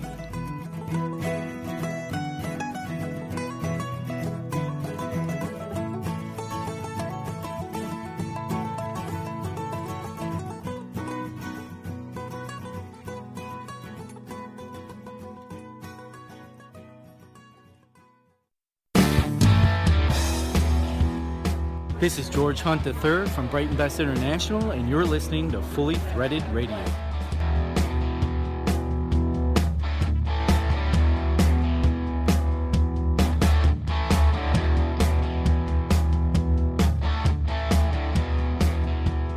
that's the old faithful, old rusty bolt commercial from way back, Bryce, bringing us back to close out this episode. A little trip down through the Wayback Machine. That's true. But looking ahead, we're playing that to get everybody amped up for Vegas, where Larry Kelly and the Buckeye team, actually George over there at Buckeye, blasted out via LinkedIn that they're doing something at Vegas this year called the Old Rusty Bolt Challenge. All I know for sure is it involves Old Rusty Bolt, so that's good enough for me. And that'll be good enough for me too, actually. Plus, it's something easily relatable, you know? All this talk about time and all these concepts, I tell you, Old Rusty Bolt comes through. So write it down. And while it's on my mind, writing it down, use your Parker Fasteners pen, because I tell you, they really have a great pen that they hand out at their booth, and Parker will be at the Vegas show as well. No doubt talking about their partnership these days with Advanced Components. Right. Get over there, talk to Matt Boyd. He'll give you all the details and why that may make sense for your business. Right, and we're particularly sensitive about people who have great handouts, okay, because we've had, apart from our beautiful lures, we've had some fairly awful handouts, okay? We've had some good ones too, Bri. But we never got over the bloody fridge magnets that fell off, okay? Right, but hey, this year, well, we've already agreed we're going to hold that back. Yeah, right. Well, everybody, we'll have a few comments on our conversation with Bryce Campbell when we close today's episode out, but we'd like to thank him for appearing and sharing his ideas. Right, and it'll take you a little while to think through them. But one thing's for sure, we sure had a good time speaking with him, and hopefully gave you a lot to think about on this episode of the podcast that probably is going to go down more as the Coast to Coast episode than the Fastener Talk Radio episode. Oh, that goes way in the back. Annals of Fully Threaded History. That goes way, way back to the start of GulpNet, actually. Those were the days. So thanks, Bryce Campbell from Bryce Security Fastener. We'd also like to thank Dave Manthey, our Baird analyst, who does such a great job each month with the Fastener Distributor Index. London Penland from Eurolink joined in with us today as well, and he helped us talk with Emerald Exposition's Morgan Wilson. Thank you, guys. On the Fastener News Report today with Mike McNulty, Ken Sanker gave us his thoughts on the FDI. As he mentioned, Ken and the Blue Chip Engineered Products team will be in Vegas exhibiting. Look forward to that. He's usually just walking the halls, Bri. Right, and usually stops by to say hi. Carmen Vertullo had the Fastener Training Minute. Don't forget, everybody, get out to fastenershows.com to plug into his training session out there the day ahead of the Vegas show. And of course, the sponsors of Fully Threaded Radio make it all possible. Let's shout them out. The title sponsors of the podcast are Stelfast, for service you deserve and people you trust. It's still Stelfast. And Brighton Best International. Tested, tried, true. Brighton Best. Also sponsoring Fully Threaded, Buckeye Fasteners, BTM Manufacturing, Eurolink Fastener Supply Service, Fastener Technology International, InSequel Software, the International Fastener Expo, ND Industries, Parker Fasteners, The Worth Group, Volt Industrial Plastics, and Solution Industries, home of Solution Man, destroyers of all things hydrogen embrittlement too, right, Brian? Right. Yeah. Get with us anytime, folks. The email address is ftr@fullythreaded.com. We're also out there on Twitter sometimes, where the handle is Fully Threaded. I'd like to remind everyone again to take a look out there on Twitter or under my LinkedIn profile if you want to see those graphics that we were talking about by Jamie Adams. We're going to try to make better use of them and distribute them more widely because they're pretty good, I'd say. They are. So, by winding up the episode today, I'm sure you have some closing thoughts on Bryce's musings and his theories, and I'm sure you had an opportunity to get out to Hexitivity.com. Yes, I have, and I've thought a lot about that, and and I actually at university did struggle to attempt to understand the theory of relativity, and with very little success, incidentally. But when Einstein published his theory, originally it was the special theory, and then a year or so later it was the general theory. It was so wild in what it was proposing that no one really paid any attention to it because it was nearly impossible to sort of prove, and it just didn't make any sense because we had the good old theory of everything, mechanics from Newton, it all worked. And actually, it wasn't until about 10 years later that they measured the fact that light was deflected by the gravitational attraction of the sun from a distant star when the sun went past the sun. And they realized that the theory was correct. And that's when Einstein became, man of the year and everyone sort of paid attention to it. But his musings on time were what he spent a lot of effort trying to explain, and because it just doesn't make any sense to anyone, because he shows that time is really relevant or relative, which was the theory of relativity. And his example was he had these things called thought experiments, and his example was if one of your friends got in a spaceship and took off from Earth, and he circled round and round around the Earth, nearly the speed of light, had a big window in it because he could see back his friends on Earth, and his friends could see him. They would see that he was not aging. He would think everything was just fine. He would look back on Earth and he would see his friends get older very quickly. And then he'd come back and land on Earth, spend a year up circling the Earth, land. He would be a year older, a year to him, and his friends would all be 10 years older. I think a lot of people are familiar with that example. It's like a Planet of the Apes kind of thing for somebody like me to relate to, right? But what is actually the force at work there? Is the idea that because of the speed that he was at, that his time slowed down? Is that what you're getting at? It's the speed. It could also be the same thing would happen if he went away and could somehow position himself near a black hole, and the force of gravity would also have the same effect. It would slow everything down for him. And of course, we can't really do these things. First of all, you can't get up to the speed of light. It takes, infinite amount of energy to do that. But there's another proposal where if some guy got in a rocket and jetted off from Earth and had just a very minor acceleration, just 1g, the way that acceleration adds up, he could travel the entire known universe, 14 billion light years, in his own lifetime. I don't know if I can wrap my mind around that. Right. So the time is a strange thing. Whether it works quite the way Bryce is saying is another matter. However, it's worth sitting and thinking about because, it's a strange thing. Many scientists have puzzled about time because it doesn't fit in with the other dimensions properly. And I don't know if it came out during that conversation or it was during the many hours of discussion that we didn't record, but he also has his own thoughts on really the nature of black holes. So when you start meddling with some of the assumed constants, that makes everything difficult really to understand in the context of your previous understanding. Anyway, yeah, I know. Just to boil it down in one quick sentence, we'd like to have Bryce back to discuss this a little bit more, but overall, what is your main impression that you take away from the conversation? He's a man who's thought deeply about some of these things that trouble other scientists. Now, he's thought about them in a rather unconventional way, okay? And it's not how my learning agrees with, I have to say that. But anyone who thinks about something and thinks their way through something is a way ahead of others who don't think.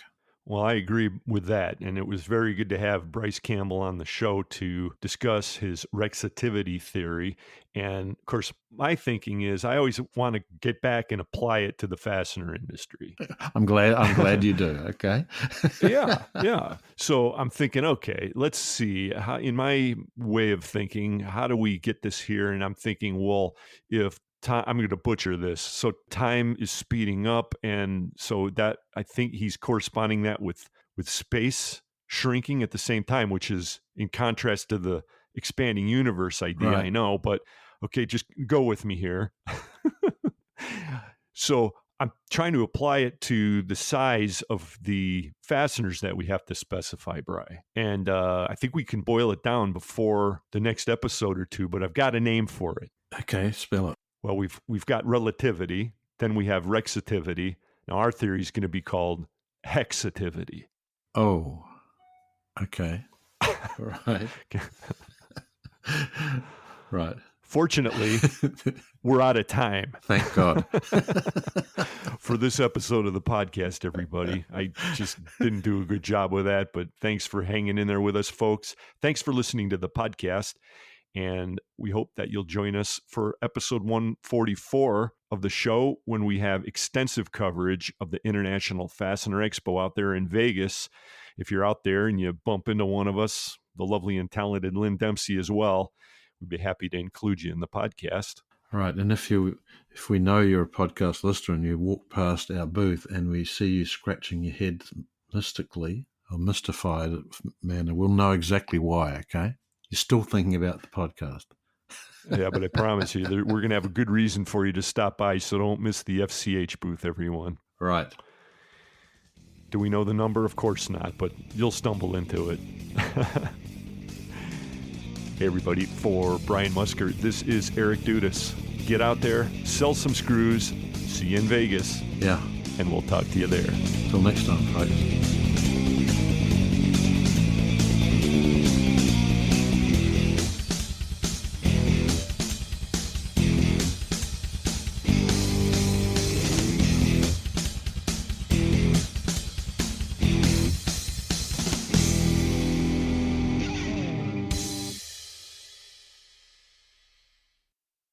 Fully Threaded Radio is a production of Fastener's Clearinghouse. Music provided by Audionautics.